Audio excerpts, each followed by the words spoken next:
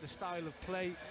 But when you think of the players that they've signed already, a young lad from Lewis, goalkeeper from St Mirren, I think a midfielder from Forest Green. I just think they're shopping in a different place at Cardiff City. I just can't see Gareth going there. Wonder what the fans think.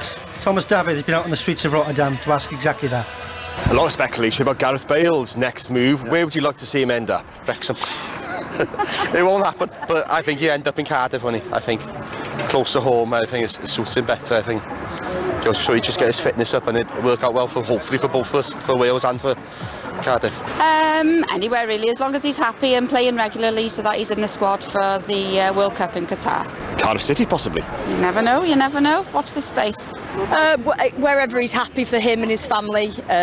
If he's happy, he'll play well, and as long as he's playing, he'll do well for Wales. It'd be nice to see him back in Wales. Not a Cardiff fan, but it'd be nice to see him back in Wales playing football. Yeah, regular football. There we go. That's the thoughts of some of the Wales fans on the streets of Rotterdam ahead of tonight's match. Wales taking on the Netherlands. Rob, just to perhaps wrap this up on Mr. Bale, who doesn't start tonight, by the way. What is the latest? What are the options for Gareth Bale? Well, he says he's got no shortage of options. I bet he hasn't. Well, yeah, exactly. I mean, I take the MLS. All I can tell you because obviously I'm closer to the situation at Cardiff City than an MLS club or a Premier League club. He's ruling nothing out apart from Getafe. And all I know is at Cardiff is that there was a different complexion to Bale coming when I spoke to people there a couple of weeks ago. We carried the story. They'd stepped up the efforts to try and sign him. Now, a month and a half ago, 2 months ago, I didn't think that was going to happen. We shall see. The one thing I would say is he ruled out Getafe straight away. When I put Cardiff to him, he said, I can't say that. I can't answer that. So it wasn't a no. That's the thing with it.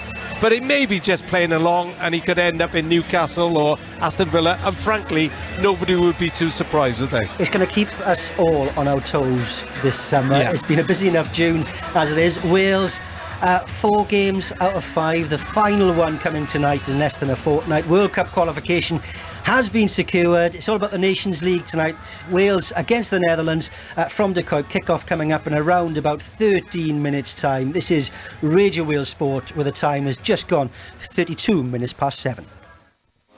Yeah, thanks, Chris. Anne's in Cardiff. Morning, Anne. Whatever you're doing. Well, it's lovely on the beach in Porthaeus. Anytime. Looking forward to some sunshine over the next few days. Excellent. Take BBC Radio Wales with you. We are here for you. On the BBC Sounds app. And you can listen to us tonight on BBC Sounds. This is Radio Wales Sport. Chris Wathen with you. I'm in the studio in Cardiff alongside the former Wales striker Nathan Blake. Ewan Robertson, our football correspondent Rob Phillips, are in Rotterdam, where Rob has been getting the lowdown on the Dutch side. Yeah, thanks, Chris. Welcome back to the stadium. I've got with me Willem Wiesers of the Volkskrant, who covers the Netherlands team. First of all, Willem, 10 changes I make it. Frankie de Jong, the only one who survives from Saturday. Are you surprised? No, because he did the same in the first match and then the second. So the first match against Belgium, they played with their A team. We may not say it from him, A team and B team, but we say it's an A team. And then the second match against Wales, he played with the B team, in fact. Now against Poland, he played again with the A team. And now again, they play with the only surprise is that Frankie de Jong is playing. We thought he shouldn't play today, but maybe Frankie de Jong himself said, okay, coach, let me play. And otherwise, he's a sort of the pivotal point of the team. So he's very important for the team. He lets the others play football. When Frankie de Jong is in the team, then other people can play football. So he's very important. And up front, a figure well known to Tottenham fans, Janssen, who plays now his football in Monterrey in Mexico. Yeah. It's a surprise for us too. He wasn't in the national team for 5 years. He got his transfer to Tottenham for more than 20 million euros. Then he played nothing for Tottenham, a little bit. Then he went to Fenerbahce, he didn't play. Then he went to Mexico and we lost sight of him. So it is a big surprise. But Van Gaal, he said he wants a player, a real attacker who is in the up front and stays up front. Like Depay is always going to wander around, and when he's not getting balls, he's go back to the midfield, and he wants a striker which stays up front. So he wants to try him. I think when he plays good today, he has a chance to go to the World Cup. If he is not playing good, then he will disappear from the team. Overall, how do you think the Netherlands are shaping up? I make it, 161 days to the World Cup. How do you think the Netherlands are shaping? And how would you rate them among the betting for the World Cup? No, I think when they reach the quarterfinals, that's quite a good job. But they say they want to be the world champion. Of course, that's only a small chance because we are a small country. We were 3 times in the final, but always lost the final. But Van Gaal is his last job as a trainer. He definitely wants to win the world. He says all the time, he says, I want to win the world championship. And that's very important, very difficult, because after the first round, then you get a knockout. It's always, you never know. But last time when Van Gaal was the coach, they were in the semis against Argentina. They lost the penalties, so they were very close to the final. And Van Gaal always said, if we had the chance to play against Germany in the final, we won it. Tell me this then, what have you made of Wales in these games? I like them quite much. I like the team. I saw the match against Ukraine. That, of course, was the most important match. They played. It was also the worst match for Wales in their game so far. Yeah, but there was, of course, much tension. Yeah, absolutely. But the atmosphere in the stadium was fantastic. The atmosphere in total with the Ukrainian players, with the war and so on. But I think that Wales has a quite good team. It's not, when you look to the qualities, then Holland has more. But Wales has the passion. Wales is sympathetic for everybody because it's a small country, and small country with football. It's only a pity that Gareth Bale doesn't play, because we all want to see him play. He's a fantastic player. He didn't play with Real Madrid this season, and now he does play in the national team. So yeah, I know for physics maybe he has to be a little bit careful, but I would like to see him play here tonight. Well, you never know. He might come on as substitute. I hope so. I hope so. Listen, thanks for joining us. And make sure this weather stays for the next few hours, because the sunshine has been fantastic in Rotterdam. It's really good build-up for Qatar. Yeah, that's build-up. But in Holland, many people are very critical about Qatar because of the circumstances of the workers in the stadium. Yeah. So for me, it's a very double feeling for Qatar. I like the World Cup very much. It will be my 8th World Cup, which I cover for the newspaper. But it's the first time I have very mixed feelings about the tournament itself. It'll be my first, because Wales haven't got there for 64 years and I'm not that old. Well, thanks for joining us. Have a great evening. Thank you. Cheers. Good luck. Good luck. Thank you. Great to hear the views from the Dutch side there. De Kuip looking resplendent as ever. What a stadium it is in the heart of Rotterdam. The atmosphere is building. The teams are in the tunnel. Former Wales striker Iwan Roberts. What do you want to see from Wales tonight? Because they have been competitive. They've been fearless. But with the amount of injuries, is this game too far? Possibly not, because the Dutch have made numerous changes as well. Only the one player starting that. We'll go on about it's an inexperienced Welsh lineup, but we've got 115 more caps in our starting 11. I worry about goals, Chris, I have to say. I don't think we're a team that are full of goals, and I think our record in recent weeks, recent months shows that. But I want us to. I looked at that game on. You forget what on Saturday night against Belgium, and I thought we started so well. We started a high-tempo game. We pressed, we squeezed as a team, and I really enjoyed that performance. I want to see more of that, because it's a big night for some of these players. We've already sort of mentioned how important these next 3 games tonight, the 2 in September, how important they are for certain players to try and get 2 feet onto the plane to Qatar. You can hear the Wales fans in the background, both sides in the tunnels. They're just on their way out. In fact, Nathan Blake very, very quickly here with me in the studio. What do you want to see from tonight? It has been fearless. We've talked about Wales's record against the Dutch, never won, but you just get the sense that nothing phases this team. Yeah, just look for performance again, Chris, really and truly. I think the 5 games, I think they've done really well. Poland could have took that. Ukraine won that. could have got a point out of the Netherlands game. Great comeback against Belgium, and again, tonight they keep surprising us. So let's just hope they go at it the same way as they did. They've approached the last 4 games, and fingers crossed they can get a point at least. Can they surprise us once again? The Netherlands against Wales. It's time for the anthems and time to hand over to our commentary team in Rotterdam. Ewan Roberts and Rob Phillips. Two sides out on the pitch in front of us. And if I look to my left, high up in the stand, there are 2,500 Red Wall supporters ready to give full voice as ever to Heenlaad van Hadai.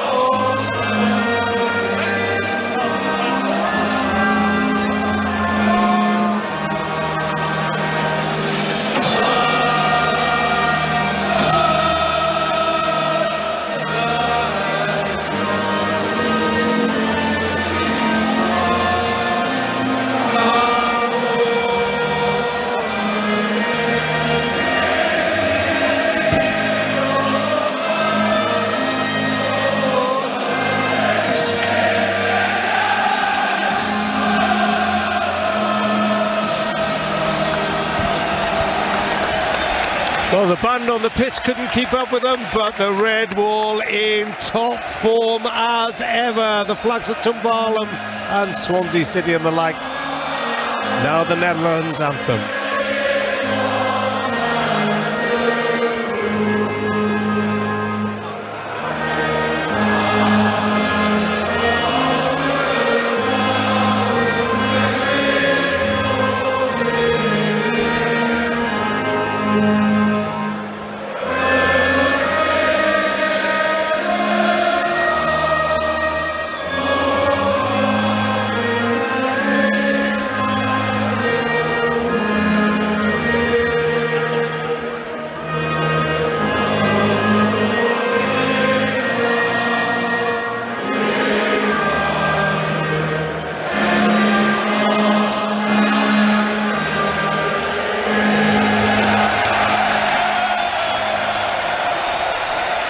Well, other than the red in the top tier of the stand to our left, it is a sea of orange.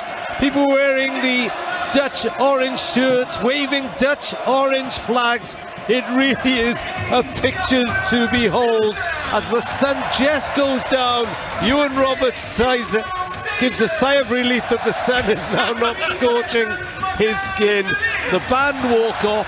Wales move to our right to take the team picture. Now let me just try and describe this, because it is something else.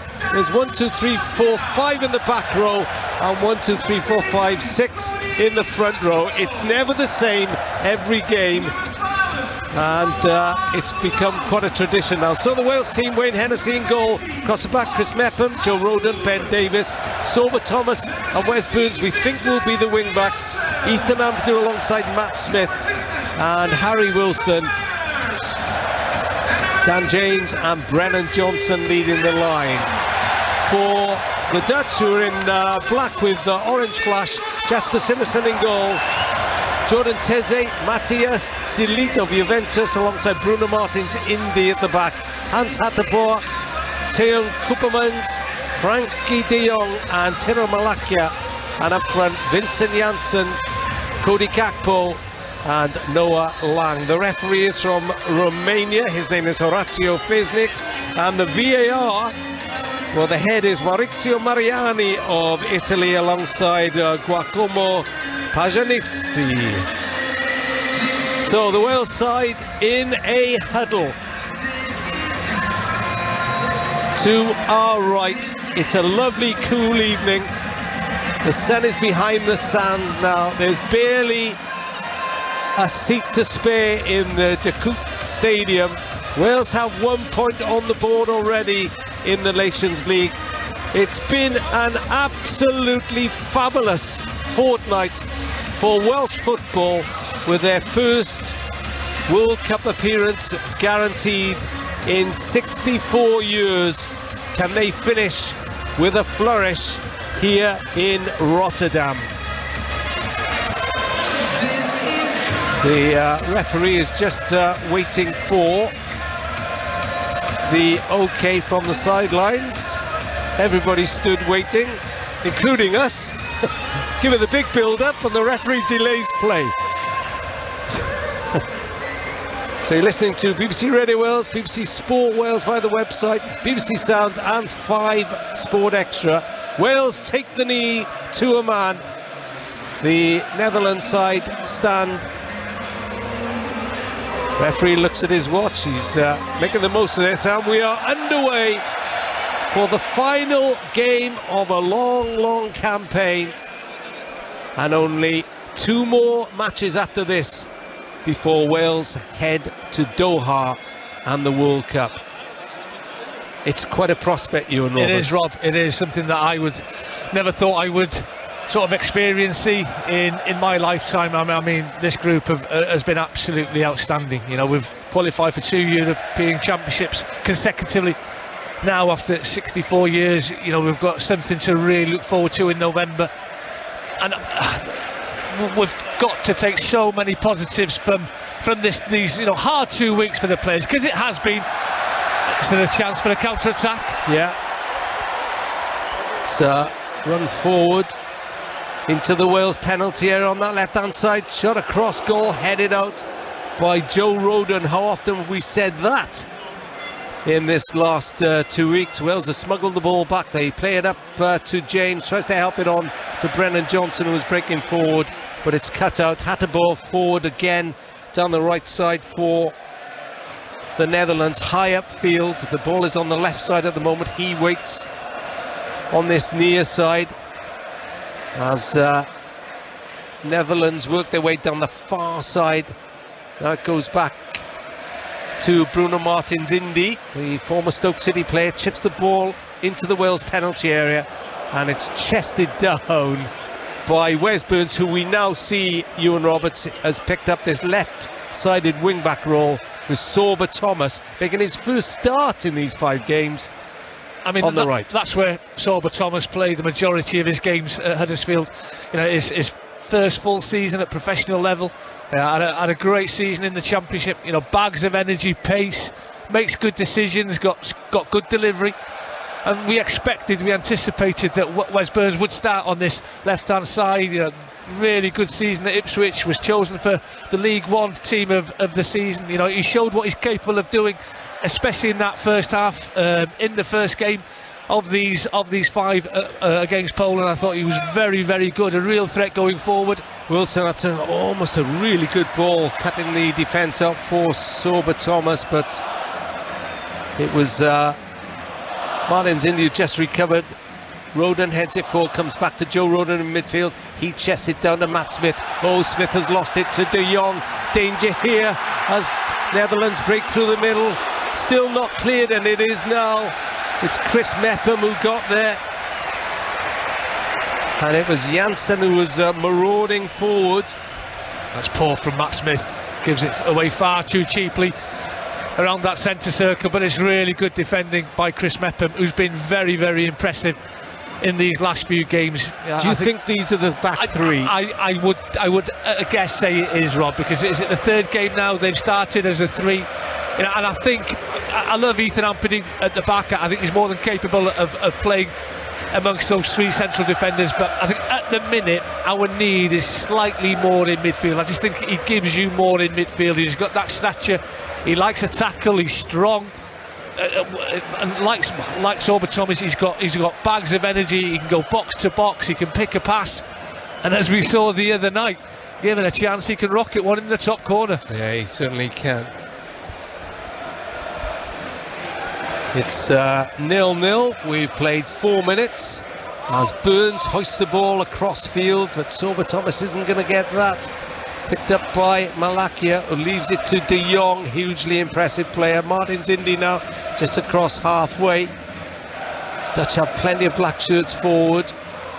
Also watching this game is Nathan Blake. We'll get the thoughts of Nathan in a moment as Bosnia go 1-up against Finland. Other Nations League games happening tonight. Teze, who made his debut in Cardiff, where the Netherlands won 2-1. Of course, Rhys Norrington-Davies thought he'd got a point for Wales until the Burnley striker Wout Weghorst scored in the 4th minute of the added 4. And Connor Roberts said to him, "Why didn't you do that for Burnley?" But not quite in such polite terms. Johnson picks up space in midfield, sends the ball down the near side. Teze was struggling, got booked against Daniel James in Cardiff, did Teze, so he's on a booking. Really intelligent play by Brennan Johnson. He just drops that slightly bit deeper, which allows him to have a bit more space and room. Gets the shout to turn, just not quite enough pace on that Here's pass. Johnson again, breaks past Teze, plays the ball into the middle. No yellow shirt there. Smith came in late for that. It's not cleared by the Dutch defence. It may be now. But then Ampadu steps in, heads the ball back to Smith, who plays it into Roden. Roden high upfield down the inside left position. Plays it square to Wes Burns of Ipswich Town. Burns onto his right foot, leaves it to Brennan Johnson, playing a little bit deeper at the moment. Wilson to Ampadu just outside the centre circle. Wales holding possession. Rob, that's a good ball in from this left-hand side by Brennan Johnson. He stands it up superbly to that back post. And there's two options for me that should be breaking their necks to get onto that cross. And one's Matt Smith, who should have timed that run from midfield better. And the other one is Sorba Thomas, the right wing back. You know, he should be breaking a gut to get onto the end of that. Probing Young for a run from De Jong there. Nathan Blake, what have you made of the first goal of 6 minutes? Pretty going to schedule, Rob, I have to say. We're a few seconds behind you, but just Ethan Ampadu and Matt Smith going to have to be really careful in that central midfield. Just seeing Frankie de Jong, Rob Smith, and it's Frankie de Jong is one of the top midfielders in the world, so Smith is going to have to really be on his toes and going to need a lot of help from Ampadu, who's the senior pro in there at 20 years old. So it's going to be important that Wales really solidify that central midfield position. Hatterbo got forward then to win the game's first corner. Nathan Blake and Ewan Roberts. Nathan Blake watching from the comfort of the studio in Cardiff. Ewan Roberts alongside me here at the Feyenoord Stadium in the port of Rotterdam. Corner on this right hand side. It's 0-0. We've played nearly 7 minutes. Important Wales don't concede early here. Headed away again by Roden. And little touch. Picks out Sorba Thomas. Thomas plays it forward to Wilson. Wilson turns away from De Jong. Had his shirt tugged. And wins a free kick for Wales on halfway. 0-0. Did really, really well, Harry Wilson. I mean, it's a lovely little layoff straight to Sorba Thomas, who then, finds Harry Wilson in turn under pressure. Being defended from back and from the front. Does ever so well in the end, Harry Wilson. Wales played 9, lost 9 against the Netherlands. It's nothing to shout home about, that's for certain. But I thought we were ever so unlucky last week, Rob. If you look at the stats, the Dutch had a little bit more possession. That's a much better ball by Matt Smith down the inside right position. James was running in behind, and he's forced to delete to loft the ball up for Wales's first corner. I think that's what we have to do more in the opening 20 minutes of games. They're playing with a back three. There's plenty of spaces down both channels. Turn them, plant that little bit of seed of doubt that everything's not going to be in front of the Dutch back three. They're going to be turned. That was a really good ball from Matt Smith, and when you've got the pace that Dan James and Brennan Johnson have got, they're going to cause problems. Now Brennan Johnson is making a nuisance of himself inside the 6-yard box. He's not the biggest of strikers. Wilson is poised on that right hand side. Looks as if he's going to swing it in left footed. Mepham and Roden are up from the back. Well, that was easily cleared away by De Jong. Sorba Thomas took a chance then, but managed to nick it past Janssen, then runs into traffic. Smith will have to get across it on the far side. James is back there now. It's with De Jong just inside his own half. Now he cruises across halfway. Frankie de Jong. Nathan Blake said it, one of the best midfielders in the world, heavily linked with Manchester United. 9 minutes gone. Netherlands 0, Wales 0. And this is the impressive Delete, the Juventus centre-back, captaining his side tonight. And we can see there, Rob, we've spoken about it already, De Jong. You can see Brennan Johnson, he's dropping. Oh, Molasses in behind the Wales defence, he's found. But two players sweep on the crossfield ball from the byline. It's cleared away up towards Martins Indy, who ducks out of the way. And it's collected by Delete. I mean, Malacia was a real threat last week in the Cardiff City Stadium, and he's made a really good start to this game. Very, very quick down that left-hand side. He certainly is. Gakpo is there as well. This is De Jong. De Jong threads it forward just a few yards. Little 1-2 on the edge of the Wales box, but Wales have smuggled the ball away. Johnson almost shrugged off the ball by Martins Indy. In fact, he did just enough. It's Hatterbo on the right-hand side. Hatterbo feeds the ball in, and Janssen turns, Vincent Janssen, and knocks the ball easily for Wayne Hennessy. Goalless after 10 minutes on Radio Wales 5 Sport Extra, the BBC Sport website, and BBC Sounds. I mean, we are slightly different in shape, and it's only a small one, Rob. You look at the midfield area. Ethan Ampadu, he's anchoring on his own, which is sort of then releasing Matt Smith to get further forward down the right, and Harry Wilson. So it's more of a 3-3-2-2, and we've played that system before. You know, we've played it before when Aaron Ramsey's played alongside Harry Wilson a bit further up top with Dan James and then Gareth Bale. The players are, you know, they do know this system.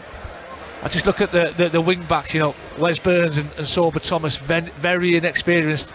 Very high up the field. They are very. Oh, they've got to play like wingers, haven't they? Yeah, they have. And the ball is swung out to Burns on this left-hand side.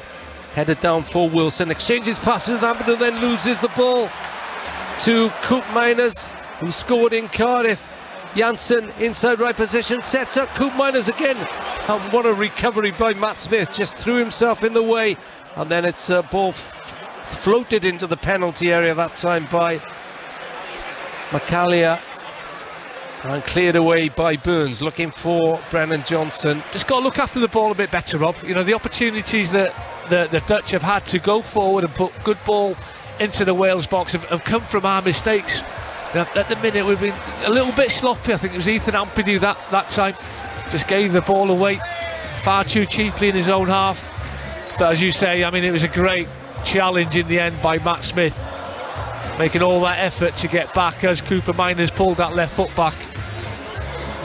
So he's got a disco going on to our left. Are we missing someone? We not had the invite to the party? Johnson back heel. Oh, look, I heard the music that loud. Great atmosphere though, and so picturesque here. It's an ageing stadium, Rob, isn't it? But it's, I mean, inside it's absolutely outstanding. It is. It's ball shaped and every fan covered just about, I'd say, although the ones in front of us are probably at risk.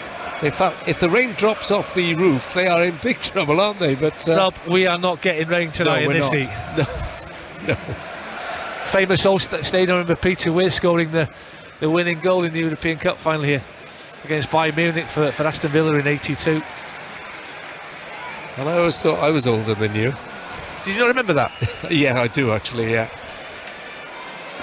0-0 in this Nations League A group, the elite level of the Nations League. Wales worked so hard to get to this level, but of course the sole focus of this fortnight was to qualify for the World Cup, which they've done. A ball into the Dutch penalty area, only half clear towards Ampadu, sets up Wilson 25 yards out. Burns overlapping down the left hand side, plenty of Dutch defenders back.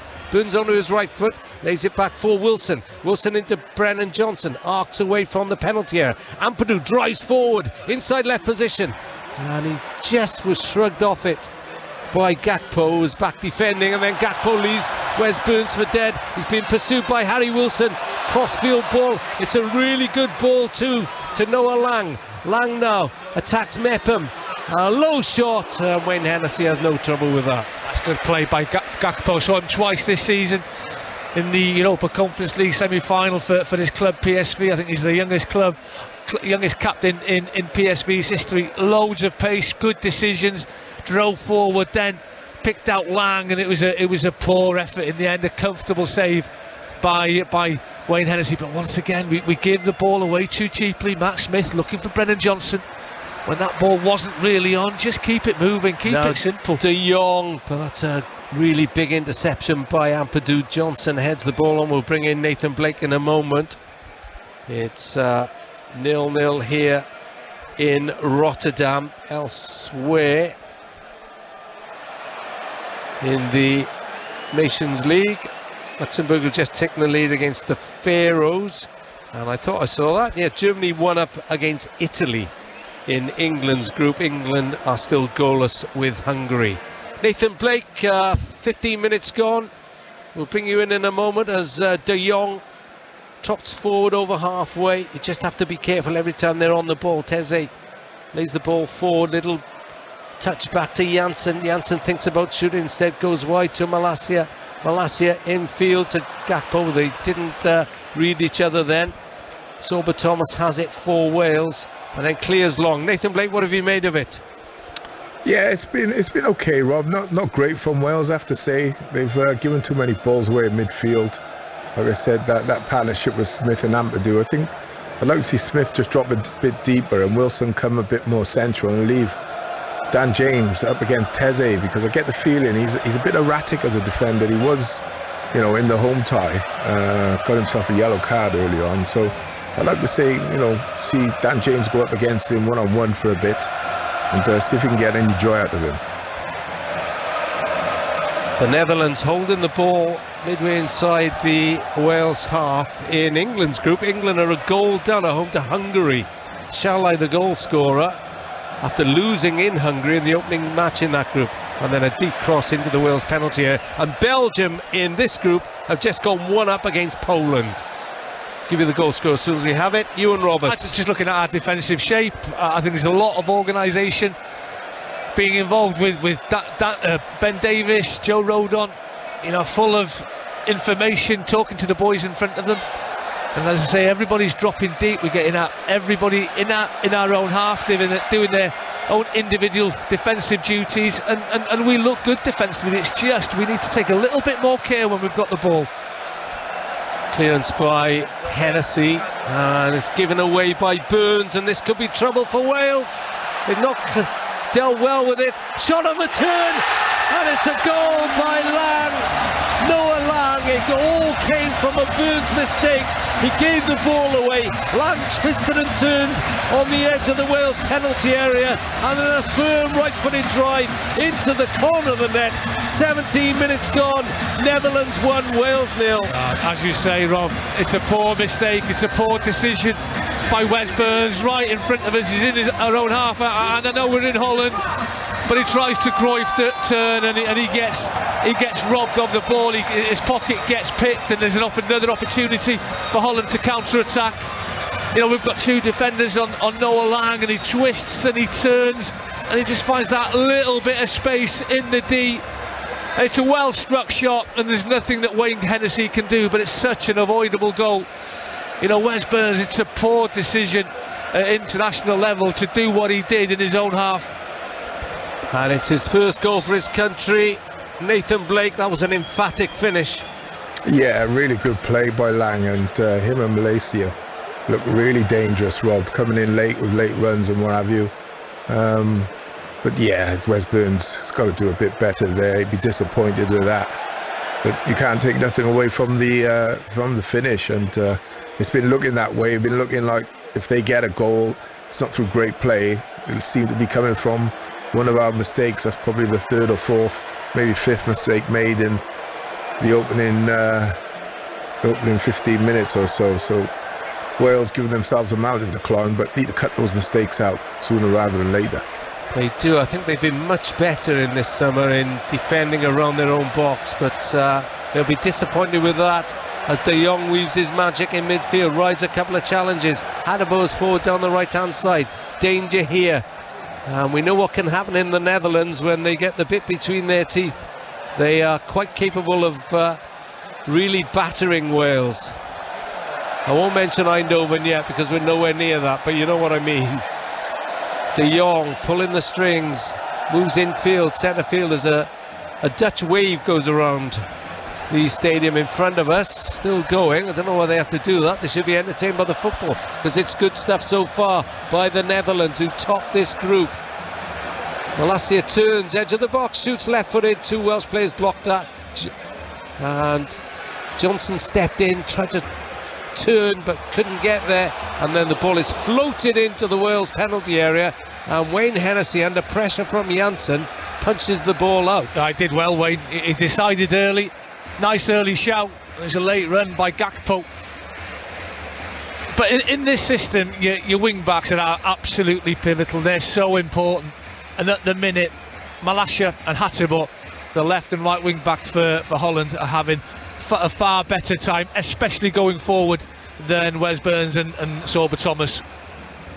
Koopmeiners robbed by Ben Davis, and then Johnson is caught by Bruno Martens Indy, and the referee, Horatio Feznik of Romania, is on the spot, and I think that's going to be a yellow for Martens Indy. I'm not surprised. He leads with his elbow. You know, he can tell he's going to get nowhere near the ball. He can tell with the flight of the ball up to Brennan Johnson that Brennan's always going to just flick that ball on, and he's clumsy, and I say he leans with his elbow straight into the head of Brennan Johnson. Thankfully Brennan's back on his feet, but good refereeing for me.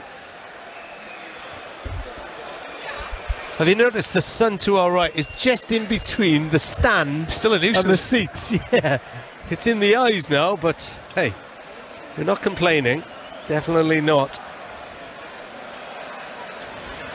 It's 1-0 Netherlands. A moment Noah Lang will never forget, his first goal for his country. Johnson, who's been busy so far, but again can't hold up the ball. We've barely mentioned Dan James' name, have we? No, and as Nathan Blake was saying earlier, Teze had problems with him at, if you remember, he was booked in the 3rd minute, and they never really got at him again after that, did they, in the home game? And that's why I say, Rob, in the opening 20 minutes of games, you know, knock the odd long ball, especially if they're defending high as a back three. The space is there behind them to be hit. But, you know, we've only done it once. There's a reluctancy in our play, and then that means it's comfortable for the Dutch back three. They know that everything's going to be in front of them. They're not going to be forced and turn towards it and run towards their own goal. Well, the Netherlands are unbeaten in 12 since Louis van Gaal was appointed in August, his 3rd spell. You heard the journalist beforehand say that it would be his last as manager, and he's watching as Gakpo goes forward again and has scored. Cody Gakpo, he got lucky, drove in the Wales penalty area, the ball rebounded just as he lost it, and as it fell back to him, a thunderous right-footed low drive, and Wales are really up against it now. 22 minutes gone, it's 2 goals in 5 minutes, and it's the Netherlands 2, Wales 0. We're just slow to react, Rob. We really, really are. I mean, he has the first effort on goal, did Cody Gakpo. It wasn't the best effort, but it comes back to him, and he's on it in an instant, and he gets hold of the second shot. We're just so slow and laborious, and you know, we speak about the spirit and the character that this group, this squad has. That is going to get tested now. You know, this could be an awkward evening for the Welsh boys. It's a great start for the Dutch. You know, 2-0 up on, you know, coming up to 23 minutes. This will now be a real test. Nathan Blake, the dangers that we talked about have been exposed. Yes, they have indeed, Rob. But not only you know, giving too many balls away in midfield, the Dutch are quicker to those second balls also, which is really important. That's why I said I'd like to see Matt Smith just drop a little deeper alongside Ethan. So if you're not picking up those second balls, you have got a nice blanket in front of the back three. But I'll be honest with you also, I think that back three are looking tired at times where they usually get their foot in. just not able to get that extra yard and make them blocks at the moment. So, you know, Wales need to find a way out as well. You know, they need to really utilise the pace of Dan James and Brennan Johnson, because at the moment there's nothing to build upon from back to front, and then, you know, the balls are just coming straight back because you're not winning the second ball. So Wales have a lot to do, a lot to sort out. Rob, it is a massive ask. If you think in the second half of the season, Chris Mepham hasn't started too many games for Bournemouth. Joe Rodon all season, you know, hasn't really played many games. This is his 20th game this season. This is Mepham's 35th, and Ben Davies is on his 53rd game this season. What, Joe Rodon's played how many games for Arsenal? For Spurs? He's played, well, this is a 19 this is his 20th altogether, including club and country. As Wilson goes down on halfway, loses possession, and Netherlands smell another opportunity to expose this Welsh defence, who are really up against it. They've hit their strides of the home side. Big challenge on Janssen, who felt that, but referee allows play to go on as the Netherlands have it down the left side. 25 minutes gone. I think my point was, no wonder they're going to be tired. There's going to be some tired bodies out there. In the effort that the lads have gone in, have put in the last, 14 days. Yeah, Rodon before today had 390 minutes, so that's 270 minutes. Ben Davies 253 minutes, and Chris Mepham also 390 minutes in the bounce, 270 minutes. So it's not easy for him, but good tracking back by Dan James. Now Johnson for Wales into the penalty area. Oh, and he scored! Brennan Johnson, 2-in-2, and he's got the red wall roaring, and he's got Wales back into this game. Wow, just a simple through ball inside right position, and the coolest of finish from the Forest player. It's Netherlands 2, Wales 1. It's a goal out of nothing, isn't it? But as you say, Dan James getting back and putting the Dutch under pressure. We win the ball halfway in the Dutch half, and we slip Brennan Johnson in. And I said, there is a lack of goals in the team. I think in the last 7 games we've only scored more than 1 goal in a game just once, and that was against Austria in a hugely important goal. And we need to be more composed, keep our cool when we get these opportunities. Well, that's exactly what Brennan Johnson did. He's not clean through on his own. He hasn't got the goalkeeper to beat. There's a defender getting back, but it's such a clinical shot. He keeps his head, he doesn't panic, and it's a terrific finish from Brennan Johnson. Nathan Blake, Wales have got some talent on their hands, haven't they, with Brennan Johnson? Yeah, it's just, we're sat here, like I said, we're a few seconds behind you, and we're expecting it to be a chance, but all of a sudden it's a goal you're shouting. Really good finish, and the Dutch, similar problems to the Welsh, giving the ball away in midfield. Really good play by Dan James, robbing the man in midfield, and then a slick counter-attack. Brennan Johnson, a lovely peel off to his right, picked up the ball, and it's a clever finish, Rob, a really clever finish. Doesn't strike it. I thought he was going to put his laces through it. He doesn't, just side foots it low, direct, and you probably find the keeper's moving the wrong way, just misfoots the keeper, and really good finish. Good to see Wales get back in. Well, 3 goals in 8 minutes, 2 of them to the Dutch, of course, but Brennan Johnson 2-in-2, and there's a long ball forward. Is he going to catch that? Just dribbles away from him, 5 yards from the right corner flag. That's the right type of ball though, Rob, just to make these defenders think a bit more. And it just pushes Wales right upfield as well. Now they've got to be careful of the counter-attack. I mean, it's a great reaction from the lads, to be fair. Having conceded that second goal, you've just got the feeling it could be a long night, but no better way to bounce back than to get a goal back and half the Dutch lead. How many times do we say it when you go 2-0 down that the next goal is so important? Had the Dutch gone on and got a third, then it probably would have been good night Vienna, but the lads have got themselves back into this game, and it's that man again, Brennan Johnson, absolute superstar in the making. Well, the Netherlands have conceded in all of their Nations League games so far. They won 4-1 in Belgium, what a great start of the group. Then they won 2-1 in Wales, and they drew 2-2 here with Poland. And it's 2-1 now in the Feyenoord Stadium in the port of Rotterdam. Hateboer robs Wes Burns. Silerson of Valencia doesn't get too much on the clearance. Amadou, bit of an aimless header. I don't think the Wales players retreating can go for that because I think they were offside. Should have had a shot to chest it down, shouldn't he, at time but there? then I think you need a call, Rob. I think you need that information being given to you. You know, you don't know if someone's going to close you from behind. I just think he missed times his jump. I think that's the only reason that it wasn't the best of headers from Ethan Ampadu. Should tell you as well, there's still one World Cup place up for grabs in Qatar. It's the North America against Oceania playoff, and at the moment it's Costa Rica 1, New Zealand 0, and they are coming up to the hour mark in that game. Costa Rica 1, New Zealand 0. That's being played in Qatar. Rory Fallon, of course, one of the New Zealand assistants, former Swansea City player and sometime Radio Wales summariser. Wales have to defend again, though, as there's a break into the Wales penalty area, and there's just a little nudge, and I think there was an offside flag up anyway, so it's a goal kick. What does that do to a team, Nathan Blake, when they pull back a goal within just a few minutes of going 2 down?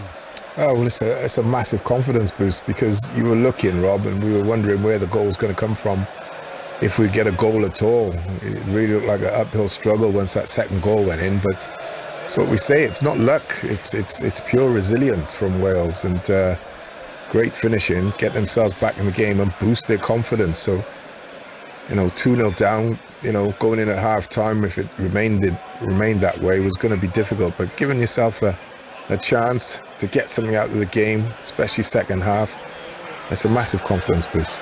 Wilson dropped deep to play a probing ball out to this near side, the Wales left, here on Radio Wales, the BBC Sport website, and 5 Sport Extra.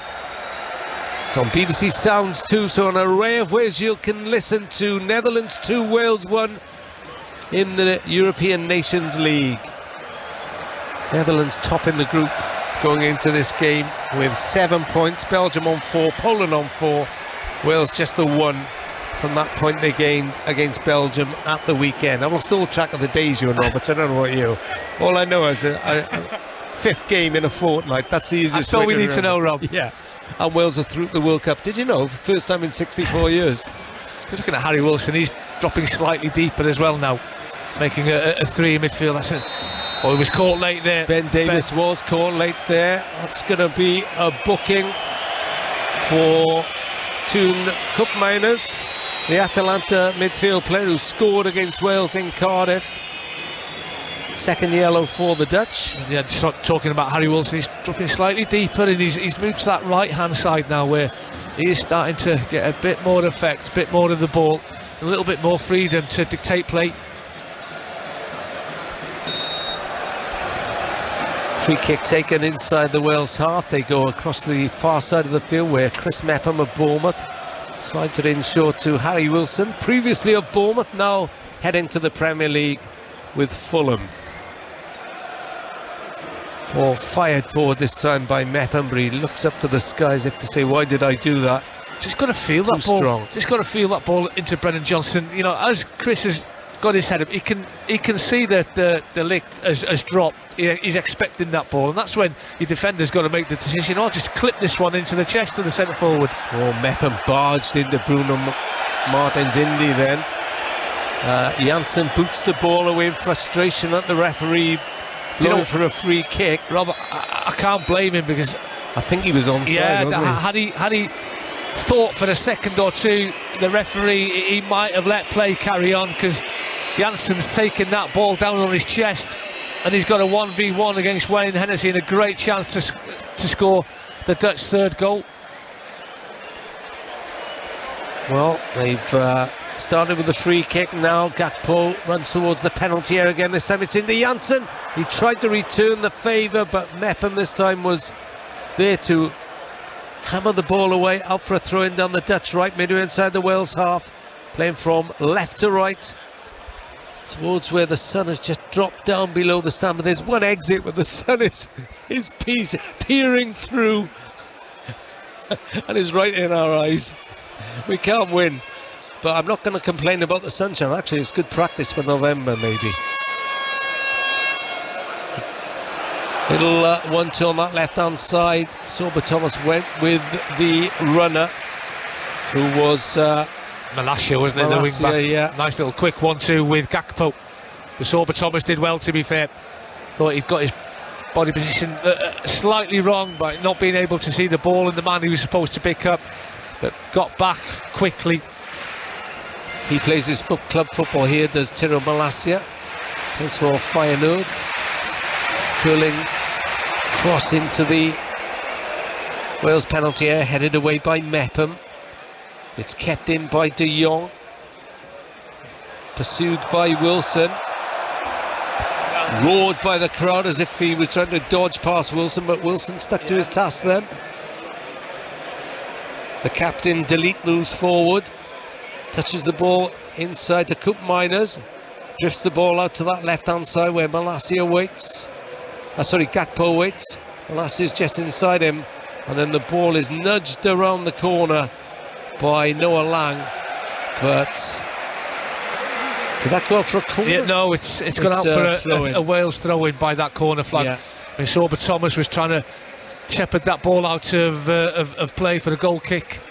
But Noah Lang, I mean, working extremely hard, determined just to get his foot to that ball and kick it out for a throw-in in a good position, even though Wales have got the ball, a good position for the Dutch, because they'll squeeze up, they'll get men up.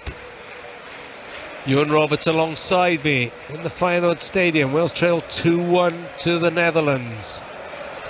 Again, Mepham has to be strong against Janssen, the former Tottenham player, on the edge of the box. Oh, that was a late challenge on Sorba Thomas. Again, the referee sees it, goes across for a chat. I think he's just going to check how Sorba Thomas is. I think that was Janssen again. Is he going to get a yellow card? It's a lengthy chat, but no, that yellow card. Striker's challenge, Robert. It was clumsy, Rob. It was clumsy, and I wouldn't have been surprised had Janssen been shown the yellow card. I still think he's frustrated by what happened a couple of minutes ago when the ref should have played the advantage when he was clean through on goal. But you can't go about kicking players like that.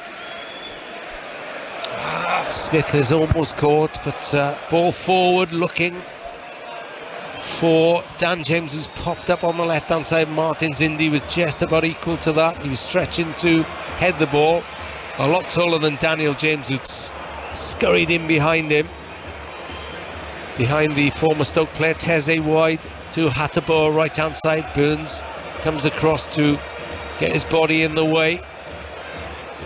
That's with Coop Miners. Turkey have gone 1 up against Lithuania. England still trail Hungary by a 0-0. Germany lead Italy 1-0.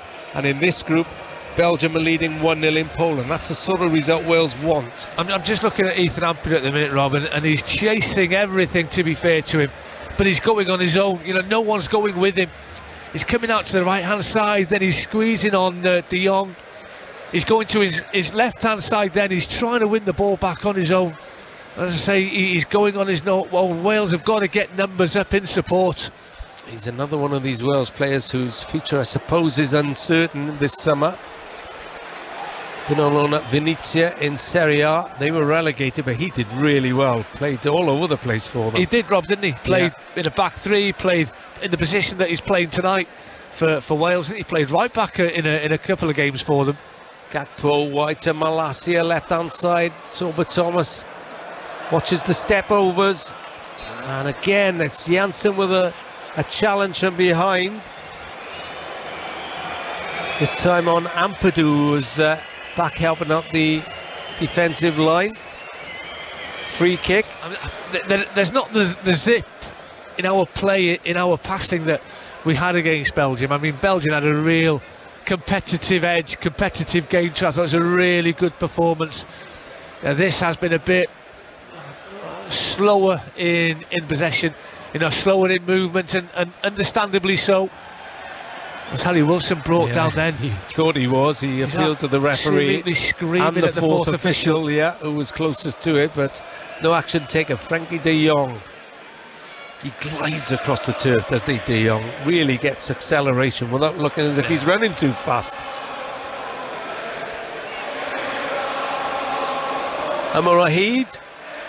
It's being sung by the red wall above Jasper Sillesen's goal. They're high up in the top tier. Must be what, 1, 2, 3, 4 sections of Wales fans in their bright red shirts. AFC Tumbalum, Swansea City, flags draped over the stand. Henforth as well. That's Hereford, isn't it? Ewan Roberts, is it? Yeah, there we go. As Sillison almost embarrassed by Brennan Johnson. I would have been embarrassed because I was looking up at the stand. It's just chased a lost cause. There's a ball been passed back to the goalkeeper, Jasper Sillison, who takes an absolute age to clear that ball, and it's good pressure by Brennan Johnson. Get the goalkeeper's head down. It was a half a second earlier. Might have got a touch to that ball. It's his 63rd cap, Sillison. In fact, Louis van Gaal gave him his debut against Indonesia. Ooh! Naughty one into the back of Sorba Thomas, gave him his debut in 2013. I've got a feeling that Sorba Thomas knew that was coming. And sort of jumped out the way as Malacia sort of just got there. Referee just stares at the distance, doesn't he? Gives the free kick, taken on halfway. Wales get the game moving. Nobody's complaining too much. You're right. I think if he'd been really caught, he wouldn't have got up that quickly, Sorba Thomas, would he? Ampadu tries to give de Jong a taste of his own medicine, tries to glide away from him. Burns down the near touchline, overhits it past Daniel James. Hasn't quite reached the heights that he did on his debut, has he, in Poland. But it was tremendous. He got a lot of the ball in that first half, and he cut inside. Everything went onto his right foot, and he looked a real threat against the Poles. But I think he struggled a little bit tonight. Wilson prods in a foot against de Jong. This is all happening inside the Dutch half. Then a lovely little ball past Wilson by de Jong. Sends Gakpo moving forward down the left, leaves it to Malacia. Back to Gakpo again. De Jong is there, 25 yards out, moving left. Malacia now has a chance to taunt Brennan Johnson. Back inside though. Edge of the box is Gakpo. Cook Miners is set up by the little dummy, but his shot is blocked from the edge of the D. And a ball into the Wales penalty area is headed behind by Gakpo for a goal kick.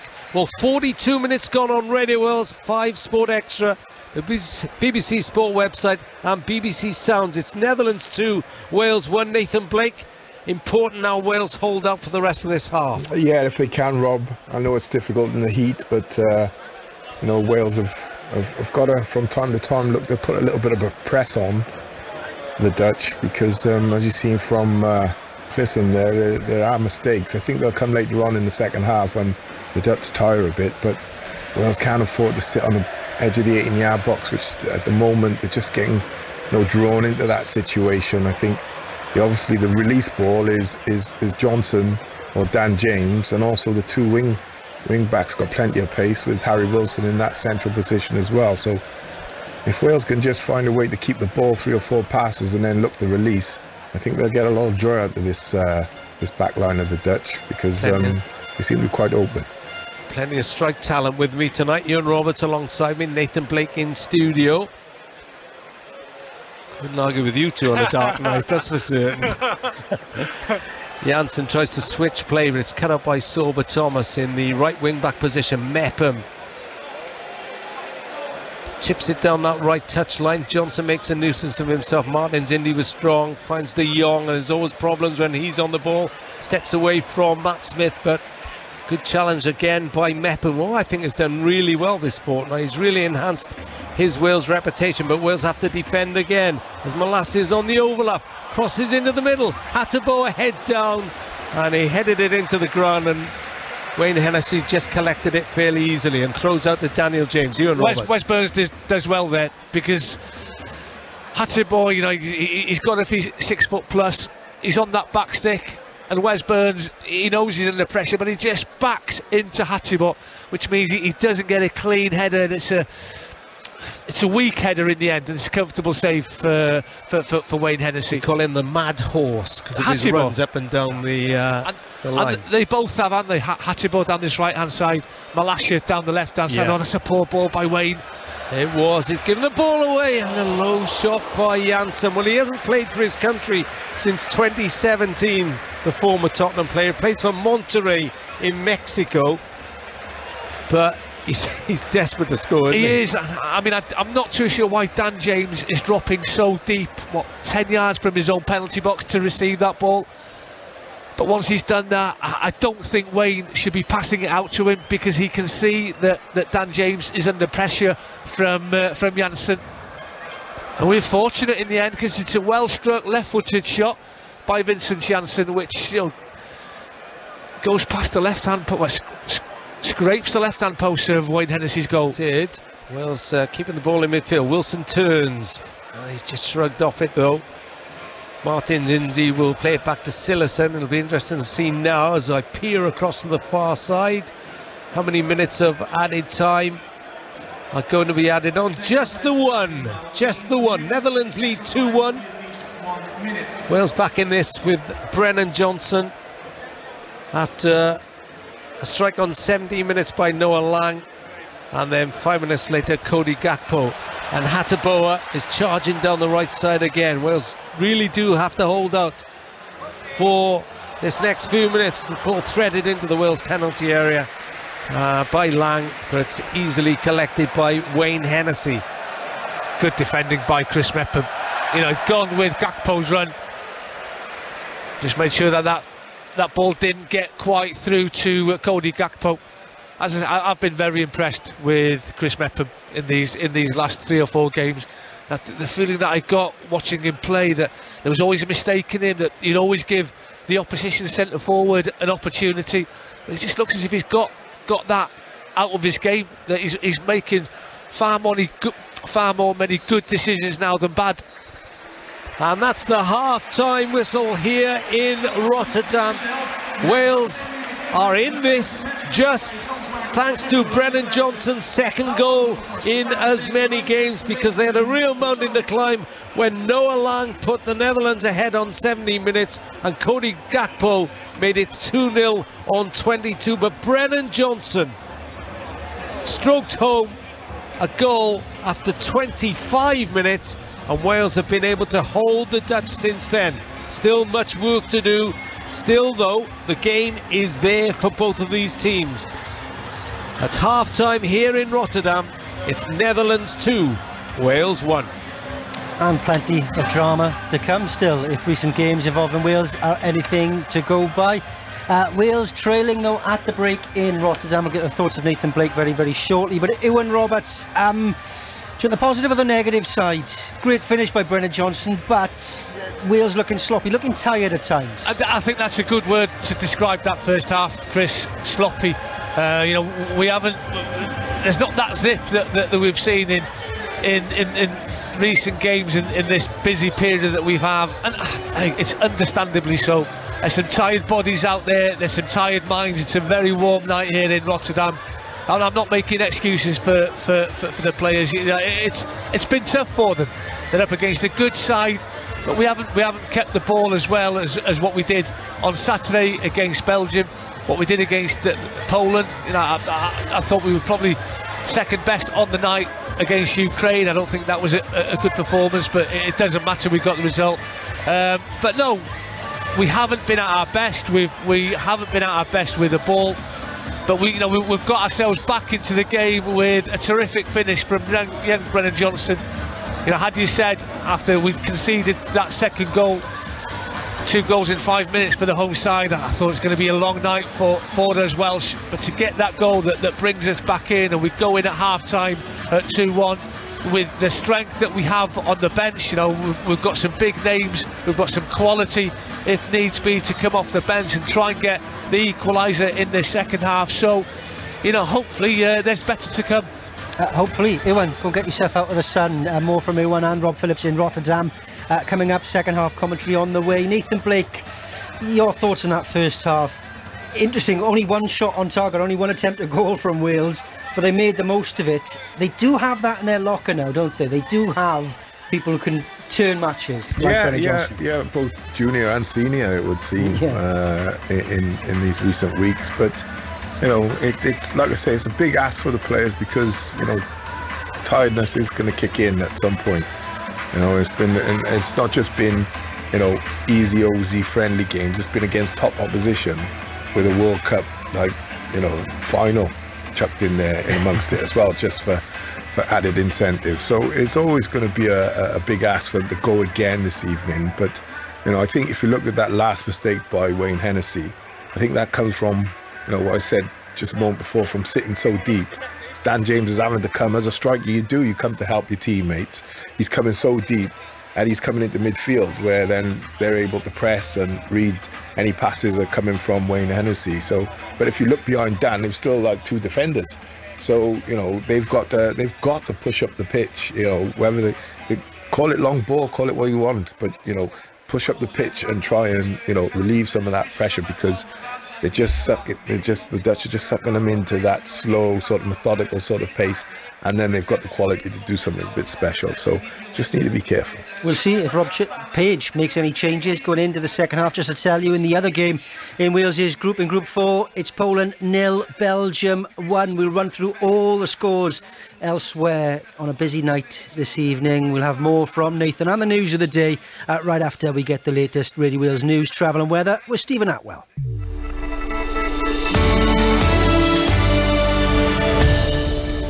Thanks, Chrissy. This evening we'll see some late sunshine. Clear spells will then develop overnight, along with gentle winds, turning a little cloudier in the far northwest towards dawn, though. Minimum temperature overnight, balmy 7 to 10 Celsius. That's the forecast. Johnny's here with traffic and travel. Steve, thank you very much. Good evening. Big problems for the A55. The carriageway is shut in both directions from junction 31 at Kerwis on towards 32, the turn-off at Holywell. A van has caught fire, causing long delays on the live traffic Wales images. And to the northeast of Swansea at Neath Port Talbot, the A48 remains shut in both directions along the Old Britain Ferry Bridge. That was following a serious accident, looking very slow on surrounding routes, particularly along New Road heading up towards Llan-Darcy. M4 looking lovely and quiet on a positive note, and no reported problems on the trains. Looking at the live departure boards for Transport for Wales. But for now, that's the very latest from BBC Radio Wales Travel.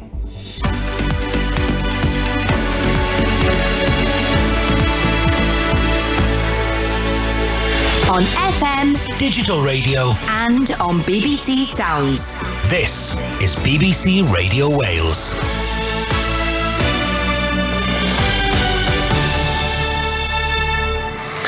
BBC Radio Wales News. Good evening, this is Stephen Atwell. The BBC understands that the Home Office believes a successful last-minute legal challenge at the European Court of Human Rights could prevent the planned deportation of migrants to Rwanda this evening. The court in Strasbourg has blocked the removal of one of the 6 asylum seekers expected to be on board the flight. One of the charities trying to halt the deportations, Care for Calais, says the ruling paves the way for others to make similar claims.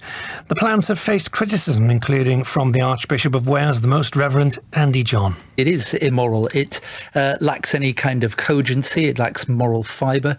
There is no right of appeal, and outsourcing what is a complex area to a country that's thousands of miles away seems to most people, I think, to be an abdication of responsibility. So I think immoral feels about right.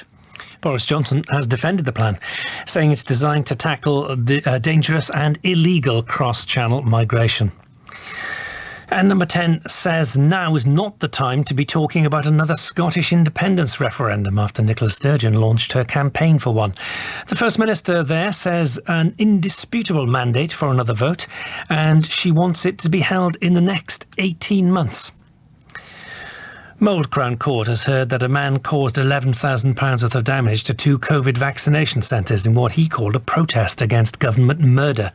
58-year-old Paul Edwards from Warrington was arrested after the centres were damaged at Llandudno and St Asaph in December. He denies damaging property and common assault. The trial continues. Airlines have been urged to review their summer timetables to ensure flights are not cancelled at the last minute. In a joint letter, the UK government and the Civil Aviation Authority say companies should take all possible steps to avoid what they described as unacceptable scenes witnessed in recent months. Tens of thousands of passengers have been affected by flight cancellations and long queues at airports. And finally, in cricket, a remarkable century from Johnny Bairstow led England to victory in the second test against New Zealand. Bairstow made his 100 in 77 balls. That's the second fastest test century by an English batsman.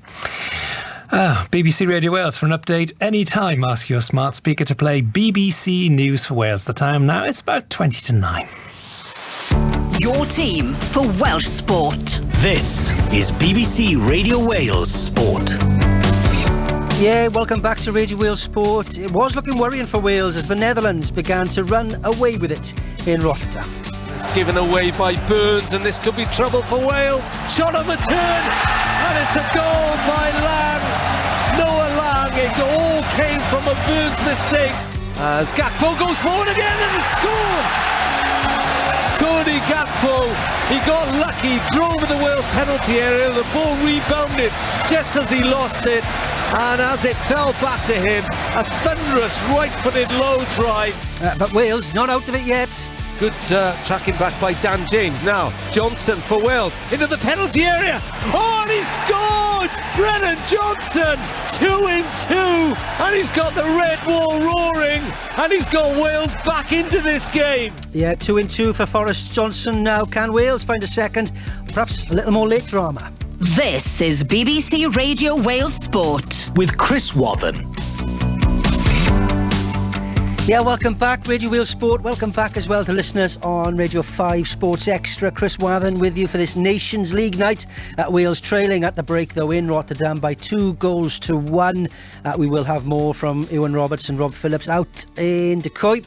Nathan Blake as well alongside me in the studio. Just want to run you through some of the other scores, though, including the other game going on in Group 4 of League A, and that's that Belgium are leading Poland by a goal to nil. Michy Batshuayi with the goal for Belgium. Pretty much good news for Wales because they want to avoid finishing bottom. That's relegation to League B in next season. The best chance is of catching Poland, who are on 4 points, Wales on 1 point. They could change that tonight, of course, if they can find a way back into things in Rotterdam. Elsewhere in League A, Hungary are leading England by a goal to nil in Molineux. Real problems for England in the Nations League this year. Germany 2-0 up against Italy. Joshua Kimmich and Gundogan with a late penalty in the first half there for Germany. In League B, Scotland with a 4-1 win over Armenia earlier today.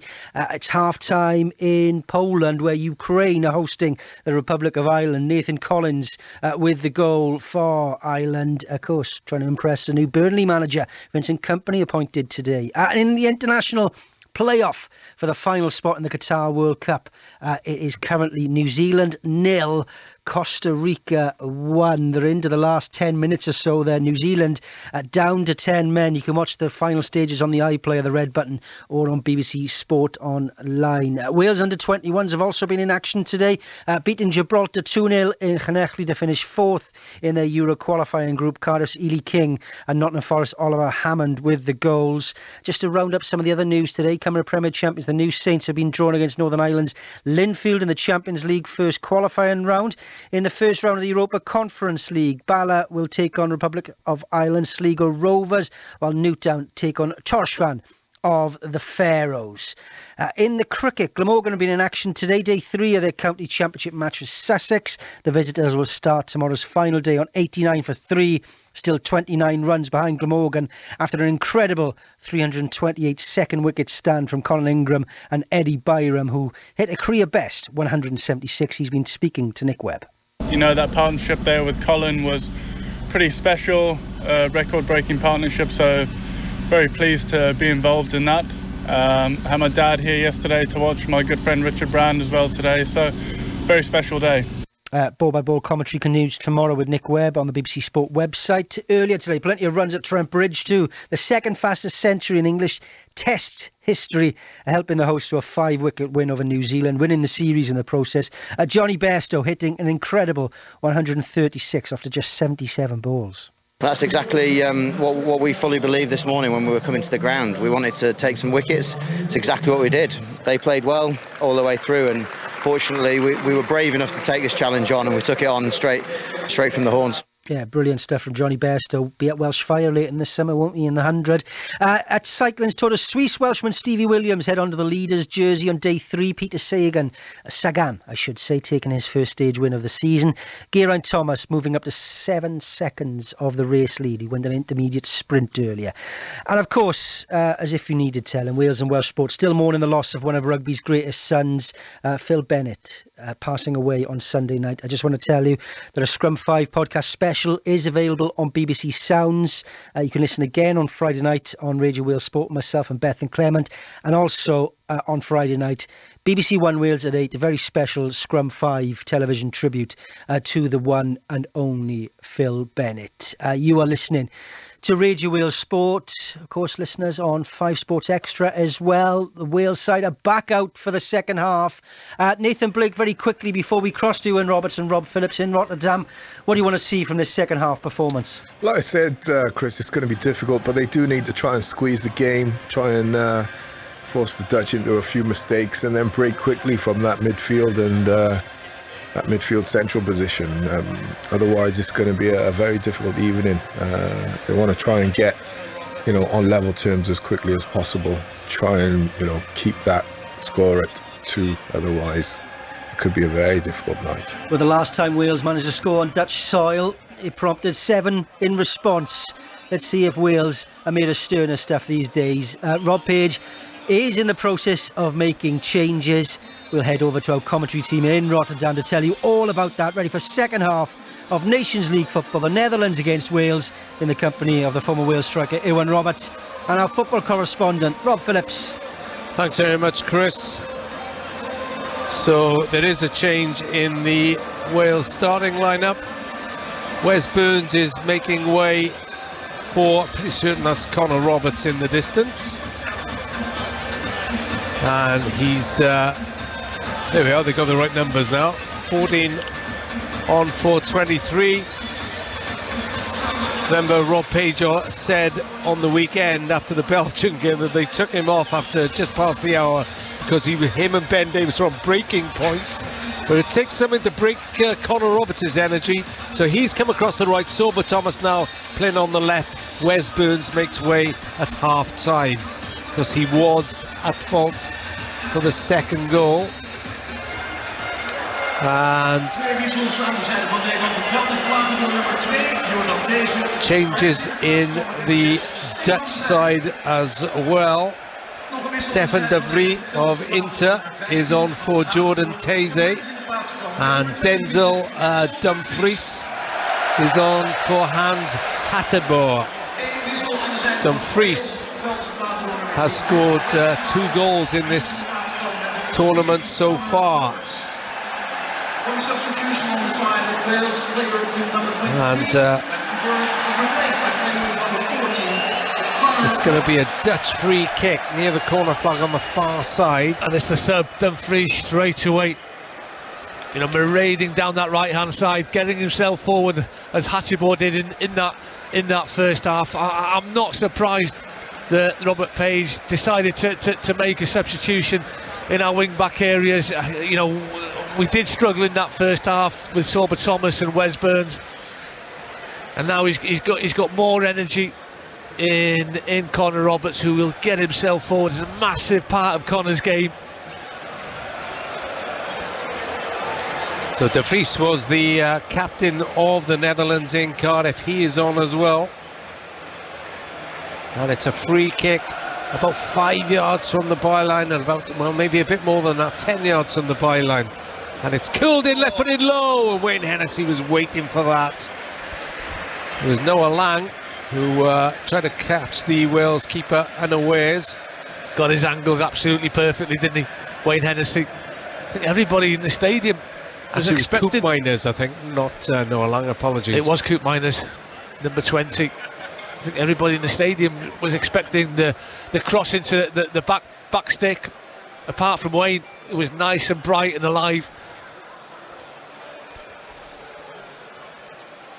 got to get Dan James more effective in this second half, Rob. Really mentioned his name in that first half. So Denzel Dumfries of Inter Milan is down the right-hand side. First touch of Connor Roberts, launches the ball out for a throw-in, which Malacia takes. The Netherlands leading 2-1. They're playing from right to left as Roberts intervenes, and Johnson sends Dan James scurrying away. He will pick that up. Delete has gone with him. James edge of the box, tries to float it across for Wilson. Wilson has to retreat from the penalty area, then loses possession. But it's won back by Brennan Johnson. His shot is blocked on the edge of the box, and then Malacia helps it away, looking for Janssen. Janssen makes it his, ahead of Roden. Good play by the Mexican-based striker.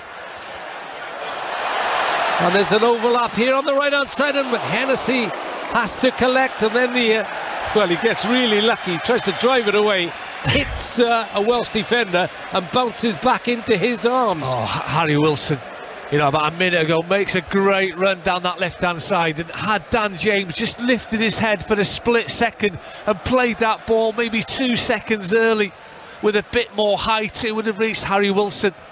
And it was Gakpo had that shot inside right position, and Dumfries is on that right side again. Delete is forward. And Wales are under pressure already at the start of this second half. The Dutch back into their fluent style. Malacia cuts into the penalty area, floats a right-footed cross in from the left. Sorba Thomas now switches to that left-hand side, heads it away on as far as Delete.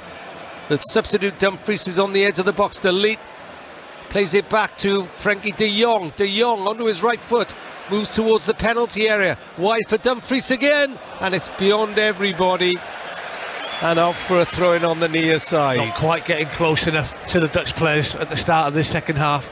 A little bit too much room and space for them to play.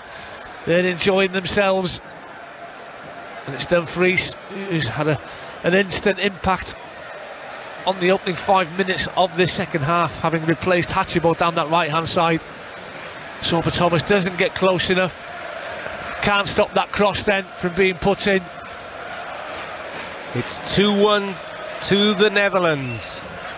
Wales back in this through Brennan Johnson. Ben Davies allowed to go a long way into the Dutch half. Wide to Sorba Thomas. Thomas takes on Dumfries, tries to get to the byline. Oh, and then he's hauled down. And that's going to be surely an early yellow card for Dumfries. The referee, who is Horatiu Fesnik from Romania, has gone across there. Maybe he's going to let him get away with one. That was a heavy challenge into Sorba Thomas. Really poor challenge from behind. And as you say, it's a stern talking to Denzel Dumfries, but he's very unlucky. He's very lucky, that he hasn't been shown the yellow card.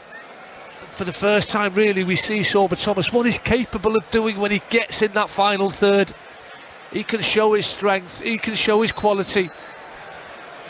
It's a Wales free kick on the left side, about 3 yards away from the penalty area, 3 yards from the byline. The orange shirts peering from the stands as Dan James of Leeds United stands over this, 2 in the wall. Just looking at Matt Smith's position, 5 yards just outside the box. All by himself. Yeah, all by himself. Sorba Thomas is also about 3 or 4 yards from the corner of the penalty area, so the short one is on. James fakes to take it, plenty of movement in the box, plays it back to Thomas, deep across this time, headed away, may break to Smith, who hits it, and he was always falling backwards, and he hammered it over the top. And I can tell you, Costa Rica have grabbed the 32nd and final place in the 2022 Qatar World Cup. They've beaten New Zealand by 1-0 in that Central America and Oceania playoff. Half a chance maybe for Matt Smith. Doesn't quite get the technique right. It's a well-worked free kick from Wales. They take the short one, they change the angle of the ball being put in. It's a half volley, it's always on the up, to be fair, and he's under pressure. He's got to take it quickly as Matt Smith. I think it was de Jong that was closing him down. Well, with Sillison bringing Nathan Blake in a moment. We played 6.5 minutes on Radio Wales 5 Sport Extra, the BBC Sport website, and via BBC Sounds. Plenty listening on Sounds these days.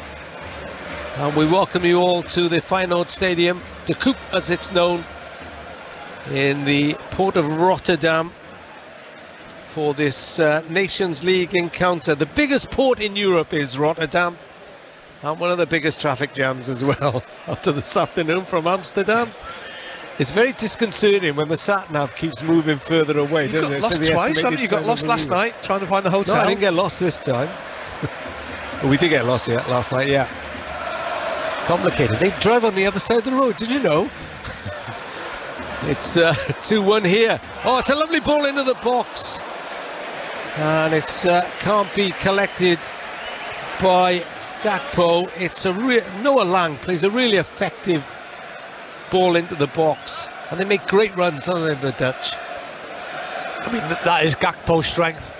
He plays as a left winger for his club PSV in a 3 up front. You know, he can play as a number 9. I mean, he's got number 9 on his back, but yeah, he can play as a number 9. He can drift. He can go to the right hand side. Lang runs the ball out, does he? Referee is waiting. And Nathan Blake, come in. What have you made of the opening 8.5 minutes, and what about that change with Connor Roberts coming in on the right hand side? Yeah, I think Rob Page is trying to get some more legs and energy, but you know, looking at Sorba Thomas, he's just gone up against Dumfries, won a free kick. That's the first time we've seen him really attacking any of the full backs, but I think both wing backs need to get back into the game and from an attacking sense especially, and try and provide some sort of width for this team. Thomas has just lost out to Dumfries. Gakpo was attempted to be found, but Nepham stepped in but only presented the ball to De Jong. A better ball, and Wales might have changed the counter-attack to their counter. 2-1 they trail.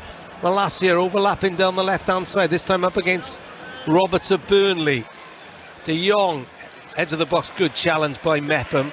But again, James loses it just outside the penalty area. Gakpo to De Jong.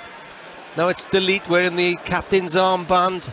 He's the 100th Netherlands captain in their history. Is De Ligt, the Juventus centre-back. And he also made the youngest debut since 1931 against Bulgaria in 2017. Sorry, I don't know his shirt size, but I know he's a good player. Koep Miners, who picks up space, and Lang again. They're busy around this 25-30 yards away from the penalty area. De Ligt wide to Dumfries. Dumfries holds it up, nowhere to go, has to go back to De Ligt, who switched to the right hand side as De Vries came on at half time. We're getting overloaded down our left hand side, the Dutch, right when De Ligt's coming out of that back 3. He's joining the midfield, which means then Sorba Thomas has got De Ligt to pick up, and Denzel Dumfries, and I think it was Dan James then who got himself back to help Sorba Thomas out. But then obviously you're taking something away from Dan's game, because he's got to do maybe a bit more defensive work than he would like to. Then he hasn't got that zip then to make those energetic quick runs that we know he's capable of doing. I must ask you now, and I'll ask Nathan Blake this. We played 11 minutes into the second half. We've got one Gareth Bale and one Aaron Ramsey on the bench as Germany go 3 up against Italy. Wow. Do either of those make an appearance to round off their campaigns? Well, Brennan Johnson's just given the ball away to De Vries. Powerful run, but Wales put in a good tackle, and Johnson. It's another free kick in that midfield area. They're not afraid, are they, the Dutch, to take one for the team when they have to? Got a feeling that is that Aaron warming up opposite us. Looks like it is. That looks like Bale and Ramsey. Yeah, we don't have the benefit of a monitor. Well, actually, I do, but it's Dutch TV's next to me, and it's. I mean, why wouldn't you, Rob? Why wouldn't you? You know, maybe not as much Gareth, because he has played a lot of minutes in this. Lovely move by Wales. Johnson bursts through the middle, put in by James shoots, and Johnson this time left-footed shot from the edge of the box, and Sillison is forced to plunge to his right and collect. Yeah, he's so unlucky. He's so unlucky. He carries that ball forward. He's cut in from this left-hand side. He goes past the leak as if he's not there, but De Jong gets back just in time, maybe to stop Brennan Johnson from getting that split second longer that he needed to pick the corner of the net with that well-struck left-footed shot. Really exciting that he's in the Premier League next season. Bet Steve Cooper's excited as well, as Dumfries goes in around the back and can't control a shot from what would have been a really narrow angle. But I don't think he got much on it at all. I think it hit his sliding leg. Rob Page comes to the edge of his technical area. He said it's been a bonkers couple of weeks as Wales go like this, edging around with the ball on the edge of their own penalty, and then Mepham plays the ball in the midfield straight to Bruno Martins Indies, up to Janssen on just outside the box. De Jong always there to receive. He's got Matt Smith in front of him. Now Lang moves to the edge of the area, shoots right footed. Oh, Hennessy just palmed it away, and he was grateful to see Ben Davies hammer it away. As Gakpo threatened to seize on that loose ball. I mean, the linesman has got his flag up, but Ben Davies didn't know. That's great defending. That's reaction from Ben. You know, it's the deflection causes Wade a problem. He could only parry it away. And just as Gakpo thought all his Christmases had come at once, he's got a tap in from about 4 yards. In slides Ben Davies. Great defending. It wouldn't have counted, but Ben didn't know that either. No, he's had a wow of a season, Ben Davies, hasn't he? Do you know what? He probably doesn't want the season to finish. No. He's been outstanding in the second half of the season for Spurs. You know, he's a regular in that back three under Conte, who obviously admires him massively as a defender. He's just going from strength to strength. 2-1 the Netherlands lead. They're the 6th happiest nation on earth. Did you know? The Netherlands. Finland at the top, but at the moment they won't be very happy because they're losing 3-2 in Bosnia. We must be close. Oh, very happy the last you can be grumpy, I know that, Rob. I've always got a smile on my face, you know that. I think Aaron's ready to come on, isn't he? Yeah, he is. Aaron Ramsey in the distance. You know, it had a great impact the other night against Belgium. What did he get, about 20 minutes? Looked top class, didn't he? He looked sharp. Yeah. He did look sharp. Well, he's about to move level on 75 caps with Dean Saunders. Along with Brennan Johnson, the only other Welshman who has scored in the Netherlands. On international duty, you should say. Delete moves forward for the home side. Leaves it to Koopmeiners. Ball into the Wales penalty area, and this time Janssen couldn't control it, and again the flag was up. They're either judging this perfectly or they live in a very dangerous game, the Wales defence. It's a great ball by Koopmeiners from the centre circle. It's a good run by Janssen. He's pulled on the shoulder of Joe Rodon, which causes Rodon a problem, and he can't quite reach the ball in the air, can Joe Rodon, and it falls ever so kindly to Janssen, who controls it well. Who comes on for Aaron Ramsey? Comes off for Aaron Ramsey. I would think probably Matt Smith. Yeah. So if you think that Ampadu is made for this midfield, there's no Joe Allen tonight. He's injured. A hamstring problem, not too bad according to Rob Page. And Ramsey is a certain starter at the World Cup in the midfield, providing he's fit and firing. Where does that leave Ampadu?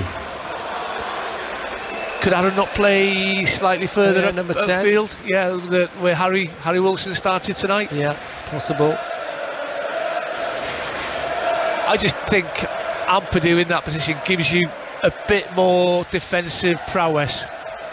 I think it's a natural part of Ethan's game, whereas it probably isn't Ramsey's.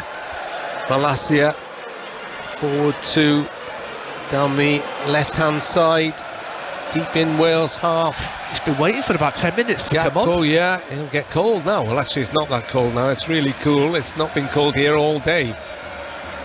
As Smith slices the ball away from the Wales penalty area, but it's coming back at them until Wilson steps in with a pretty meaty challenge, and it will allow Aaron Ramsey to come on as Noah Lang gets to his feet in the white boots. He plays his football at Club Bruges. Saw him talking to Robbie Maton, who's also in Belgian football. And it is Matt Smith. We'll do the lottery tonight, Ewan Roberts.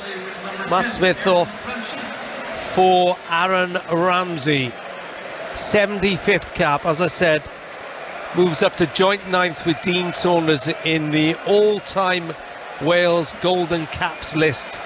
And if you think that Aaron Ramsey is already 6th, just behind Dean Saunders in the all-time Wales goal list, it just shows what a player he has been for his country. He's got 20 goals, Dean Saunders on 22. One of them in a 7-1 defeat in the Netherlands. As the ball is floated into the Wales penalty area, it's headed back by Delete, but it bounces against Ben Davies. Davies tries to get the counter-attack going, but the ball isn't good enough to Wilson. Just fall asleep on that free kick, which is put into the far post, and Delict's completely unmarked. I mean, a few of the Dutch players were asking for a handball against Ben Davies, but even from here it was quite obvious that hit his shoulder more than his arm. Never going to be given, never going to be looked at. And we'll bring in Nathan Blake in a moment, certainly about the Aaron Ramsey substitution, and maybe talk about the man on the ball now, Ethan Ampadu, where his best position is for Wales. Floats the ball forward, looking for the run of Dan James, headed away by Delete, but Aaron Ramsey wins it back off Bruno Martins Indy. He's into the penalty area. Ramsey tries to slide it across to Johnson, just cut out by De Vries. The second half substitute, the Juventus defender. Now Davis into Ramsey again. Ramsey turns one way then the other, up to the edge of the box. James has to move out of the box. Wilson's there as well. Ramsey touch to Ampadu. Sorba Thomas is wide on the left. Ampadu arcing running to the left hand side, bounces back to Wilson. Wilson shoots left footed, hits a defender, bounces back to Wilson. Now he feeds Thomas. Wide on the left is Wilson once more, just in front of the penalty area. Sets of Ampadu, took a deflection. No, it's sliced off his boot and it's gone out for a goal kick. Nathan Blake. Yes, you're already seeing the influence of Aaron Ramsey in less than 90 seconds, Rob. But I think when we play with that false nine, and we don't have that platform of like a Kiefer Moore to play off, and you've not got Bale or Ramsey on the pitch, I think it becomes extremely difficult. I think the fact that you've got Bale and Ramsey, when they are playing, they attract other players to them. Okay, they've not got the pace they used to have, but they do attract and frighten the opponent. So I think it was no surprise for me seeing Ramsey coming on, and I'd expect to see Bale also. Roden has picked up a knock in midfield. Meanwhile, you can hear the red wall in full voice. Ewan Roberts. I just think Chris Gunter's already changed to come on. I don't think he even warmed up. Did Chris Gunter just took his sweatshirt off. Joe Roden just went down in the centre circle. There was no Dutch player anywhere close to him, and whether he's just felt a tweak in a calf or a hamstring, whether he's suffered cramp, but it's the right thing to do. It's the right decision. He's played a lot of minutes, as you say, Robin, in these 4 games. So Chris Gunter, down on the Wales squad list for the announcement a few weeks ago, was unattached, and comes on to extend his own record to 109 caps for Wales. Nobody has played more for Wales than Chris Gunter. It's an extraordinary statistic. Made his debut way back in 2007 with Wayne Hennessy against New Zealand at the racecourse. And if you offer him a goal, he'll take it, because he still hasn't scored. 109 times. So Ramsey on the ball again from 10-15 yards from his own penalty area. Gunter has gone into the right-sided centre-back berth. So Mepper moves inside to replace Roden. Little touch by Ramsey, thought Johnson would be there. He wasn't. Ampadu steps in as Coop Miners tried to break through. Rob Page and the coaching staff are not happy with that. It's the right idea for me, what Aaron Ramsey tried to do there. Just tried to clip a little round the corner ball into Brennan Johnson. He just gets a little bit too much of a touch on the ball, which takes the ball away from Brennan Johnson. But as Blakey said, he's made a really lively start in the 4-5 minutes since he came on as Aaron Ramsey. Malacia left side for the Netherlands on Radio Wales, on 5 Sport Extra, on BBC Sounds and via the BBC Sport website. If I can get my words out, midway through the second half in this Nations League Group A game. It's Netherlands 2, Wales 1. Netherlands sitting proud on top of the table at the moment. Shot saved by Hennessy. It was Janssen again. He's trying his best, isn't he, Vincent Janssen? He's so frustrated, isn't he? So frustrated. It's a lovely little quick turn from Janssen. It's on his favoured left foot. But once again, Wayne Hennessy's got his angles absolutely spot on in his 6-yard box. James has almost cleared down the left end, but the Dumfries raced back and James has committed the foul.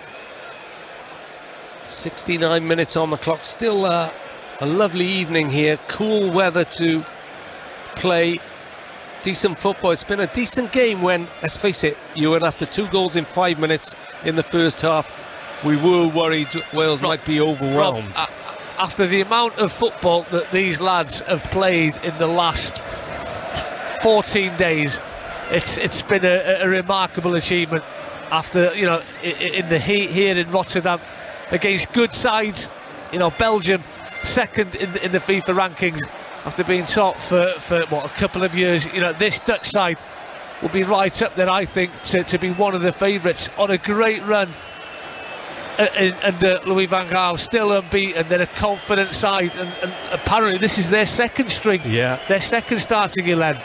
So, you know, we've stayed in games, we've been competitive games. You know, we lost narrowly to Poland by a really lucky goal. We were ever so unlucky last Wednesday at the Cardiff City Stadium after scoring on 92 minutes to concede on 94. We showed a little bit of naivety. You know, on Saturday, I thought we were tremendous against Belgium. We can take so many positives from the last couple of weeks. Talk about unattached players. Gareth Bale has just replaced Dan James, and it was interesting. I looked to my left. I expected the roar from the red wall, but actually there are 2 sections of Dutch fans below them, and they were cheering as well when Gareth Bale went onto the pitch. He is a global superstar, Ewan Roberts. I mean, the journalist that you spoke to before the game, I mean, I think that was his first question. Will we see Gareth Bale tonight? Yes. Oh, he's a massive name, Rob. He's an absolutely massive name. And as I said to Chris before the game, he still can influence game. He's not the electrifyingly quick Bale that we've seen. He has lost that little bit of pace, but he can influence games. He can still provide a moment, absolutely, as he did against the Ukraine, with a little help from Andrei Yarmolenko. The goal that took Wales to the World Cup. Oh, Wilson's caught by De Jong, who apologises as he strides away from him. So Bale has gone up front. And the Wales fans still in great voice. They've really been encouraged, even in defeats in this tournament. Gunter to Wilson in midfield, right side. Ramsey wants it. He always wants it. Bale is now in the midfield area. First touch for him. Little touch to Johnson. And it's put through. Lovely ball to Ramsey, who's made a run forward. Centre field. Now Sorba Thomas.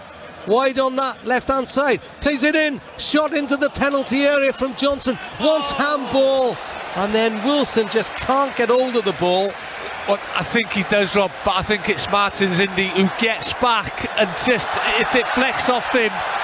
De Jong now forward, avoids the lunge of Ampadu. Wales are exposed here, but actually fair play to Sorba Thomas. He got back and blocked Gakpo, who was looking for his second goal of the game. I can't believe he's not hit that first time. He doesn't need to have a touch and bring it onto his left foot. It's there to be struck first time. But if the ball doesn't hit Bruno Martins Indy from that Harry Wilson shot. That's 2-2. I think the pace of the shot is taken off it from that deflection, and it's comfortable for Jasper Cillessen in the Dutch goal. But it was a great move, probably the best move. The little one-touch play between Gareth Bale, Aaron Ramsey and Brennan Johnson finally put the ball into Sorba Thomas, who picked Harry Wilson out in the Dutch penalty box. So a couple of changes being made by the Dutch as well. Memphis Depay is on from Barcelona, 41 goals for him in 79 Dutch appearances. I thought Bruno Martins Indy was going up, but he's just went across there for a drink, I think. So Depay comes on. I think the other one's Bergwijn, isn't he? Yeah, Bergwijn is on. As Wilson tries to fire the ball out to Connor Roberts in acres of space down the right-hand side. We've got 17 minutes to go. It's the Netherlands 2, Wales 1. Roberts collects the ball, heads it infield to Bale. 15 yards inside the Dutch half. Johnson back to Roberts. Good turn of pace by Bale. So Janssen has gone off. So has Noah Lang. Bergwijn and Depay on for the Netherlands. Ampadu. Touch to Bale. Oh, Bale, lovely bit of skill to go around delete, and then Gakpo gets back to help out his colleague. And the Netherlands look to break through Dumfries, but Sorba Thomas looked pretty effective down the left. I think that's what we've got to be careful of, though, Rob. You know, in the last 17 minutes, because you know we're going to go chasing the game. We're gonna go, which is right. Yeah, it's right. We've got to get the goal back. You know, we're gonna push men forward, but we've still got to be sort of careful with the counter-attacking ability that the Dutch have. Chris Mepham's going to be booked for impeding Memphis Depay.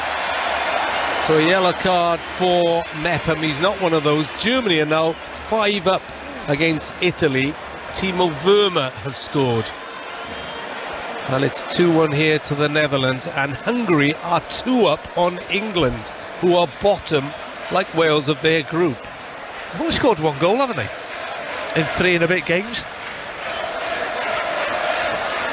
Wales trailing 2-1. They're going to have to be careful here because it's a Dutch free kick. I mean, we've got a really high line defending this set piece.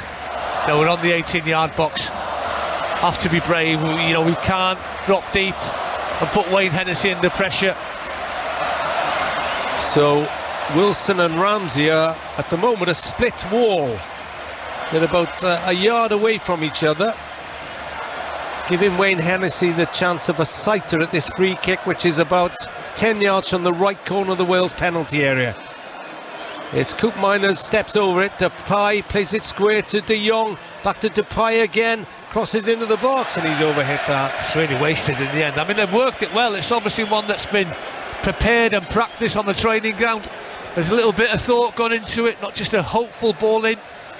They move it 3 times, I think, but it's a shocking ball in the end from Memphis Depay. He missed an injury time penalty against the Poles on the weekend. Bring in Nathan Blake in a moment. 2-1, time ticking away for Wales, but again, there have been encouraging signs in this performance, you have to say. Not least their resilience. Hennessy just inside his own penalty area. Ampadu has dropped deep, but he's pursued by De Jong, and it goes out for a throw-in. So Nathan Blake, 14 minutes of Wales to rescue this. Any chance?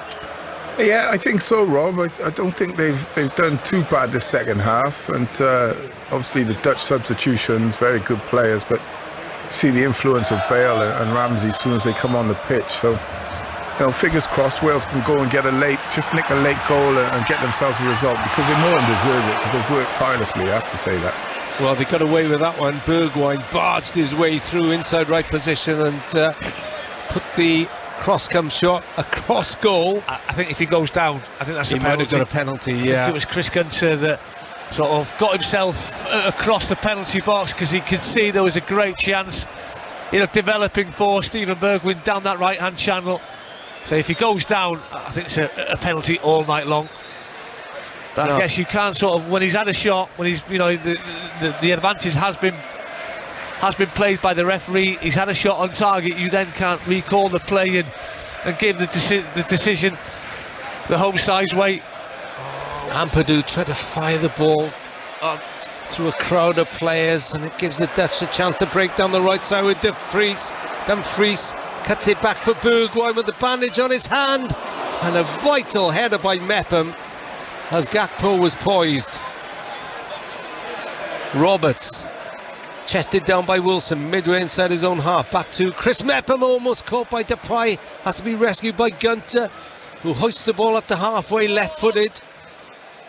Ramsey then plays it away from Gakpo, really well played. Johnson finds Ramsey again, little nudge was there on Gareth Bale. He says there was, referee not interested. Well, he's not sure the ball was going to get to him. No, but he's got the wrong side of Dumfries down that left hand side.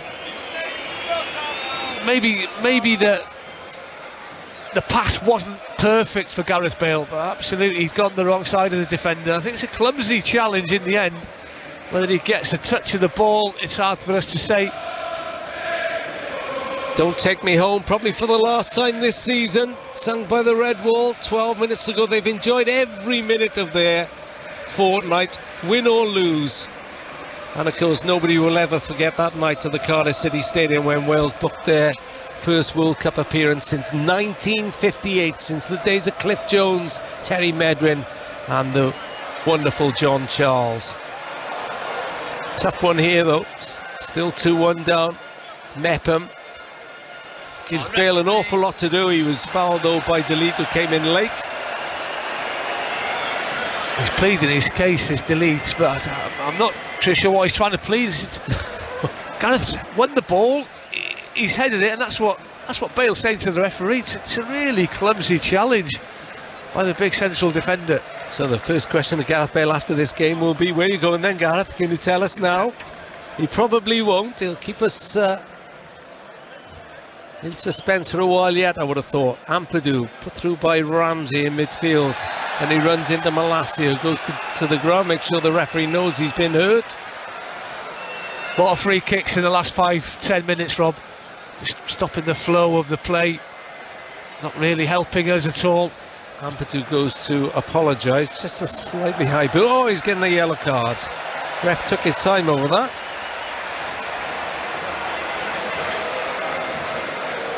And of course, after this game, there's the summer break. Rob Page is going to Doha to look at facilities there, but there are only 2 fixtures left before Wales get on that plane to Doha.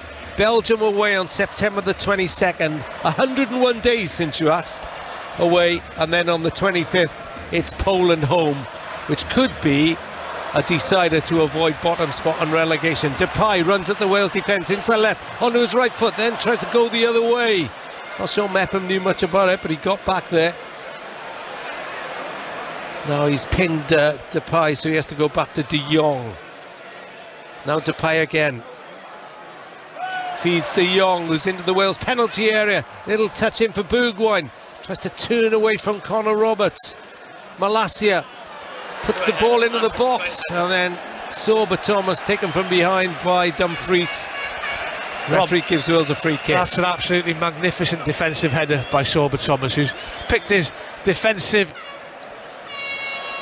position in that 6-yard box absolutely superb, because he knows he's going to get clattered, but he knows he's got to be brave enough just to flick that ball on as it's landing on his head. Oh, Dumfries and Sorba Thomas just stare at each other, bit of argy-bargy on halfway. Hungary now 3-0 up at Molineux against England. It's spelled Nagy, but I'm sure it's Norge, the former Bristol City player. I think he was there. I mean, that's a hammering. Wow. That is an absolute hammering. Under pressure already, Gareth Southgate, which is maybe a daft thing to say when he's got England to a World Cup semi-final, the European Championship final last year. But they've had a shocking Nations League. Well, I'll tell you what, Hungary have knocked Wales off the back page, that's for certain, in most of the national papers tomorrow. Those printed in London, of course. 2-1 here. They're still in it, but they're up against it as Malacia seeks a shooting chance. This is all inside the Wales penalty area then. Cook Miners, not as accurate as he was, finishing well against Wales at Cardiff City Stadium, hoist the ball over the top. I mean, from just outside the box. It's still 2-1. Memphis Depay looks a different player to the one we saw at Manchester United. Never really found his feet, never really got going. Moved to Lyon, where he scored plenty of goals. 12 goals in the Liga for Barcelona this season. Looks a completely changed player, and his record at international level is absolutely ridiculous. Now Wales putting pressure on at the other end. Forces Sillison. Well, actually, I thought he did okay, but the ball is won back by Wales. Gunter was in quickly. Now he gets the ball back 15 yards from the corner of the Dutch penalty area. Connor Roberts, Ampadu, first time ball into Ramsey. Ramsey thought Roberts had continued the run like he often does. I think he did, but then he sort of checked to affect the defender that was picking him up, and then for Aaron to play the ball into his feet. But that's a hard one for Ramsey, because he's seen the gap, he's seen that forward movement of Connor Roberts. He hasn't got a clue that Roberts is then going to check and expect the ball to feet. His head's already gone down and the ball's gone in. Just to clear it up, Nodge, the Hungarian, is ex-Bristol City. He's now at Pisa in Italy. 2-1 here. We're into the last 7 minutes at this wonderful stadium in a country where Wales have never won. In fact, never even picked up a point. 9 games, 9 defeats for Wales. It's pretty formidable. In fact, the Dutch have only ever trailed Wales once. That was to Dean Saunders' goal at home, and then Van Hooijdonk scored a couple to give them a 3-1 win. De Jong prods the ball into Depay. Depay tries to shrug off Mepham. Now it's Dumfries on the right side looking for Gakpo, who's in the 6-yard box. For Wales have scrambled the ball away for a corner. Still 2-1. I mean, they are looking the more threatening, aren't they, Rob? You know, with 6 minutes to go, if there is another goal in this game at the minute, the feeling that you get it is going to be the home side. Corner in, headed down by De Vries. Gets another chance, heads it forward once more. De Vries that time goes down. The midfield player, no penalty. Brennan Johnson tries an ambitious turner on the corner against Malacia, loses possession as Wales had cleared. This is Bergwijn, into Gakpo, left side of the 6-yard box. What a save by Wen Hennessy. He must be 8 foot long when he spreads his arms, and he did just enough to make sure Gakpo couldn't squeeze the ball with a cutback, and it's a corner. And what was more impressive is the pace that he showed to race off his goal line and make himself big, as you say, at the feet of Gakpo. The Netherlands looking for the goal that would finish this game. Belgium are still leading Poland in the other game in the group, which is what Wales want. But my, Wales would love just an equaliser, whether it be against the run of play or not. Depay receives from the corner. Bergwijn up against Wilson.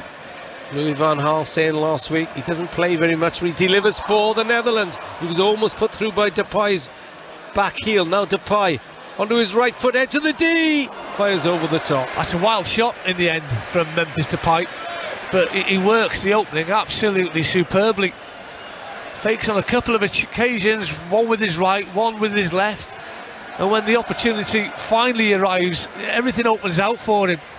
It's a wild shot over the bar, but they're knocking on the door. Wilson tries to thread it through for Brennan Johnson, who scored Wales' goal in the first half. After the Netherlands had gone ahead through Lang and Gakpo, 2 goals in 5 minutes. Here on Radio Wales Sport, Wilson centre field in the Netherlands half. Bale now looks threatening, goes wide to Sorba Thomas. Plenty of yellow shirts in the box. Sorba Thomas puts in a low cross, headed out, balloons off delete and out for a corner. We'll go to Nathan Blake once we've seen this corner. That's if there's not a goal. 2-1.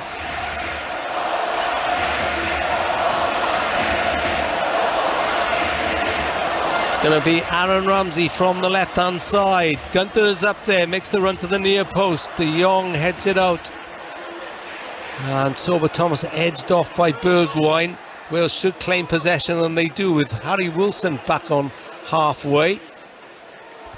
Now to Thomas again, wide on the left-hand side. 87 minutes on the clock. Nathan Blake, is it a goal in this for Wales?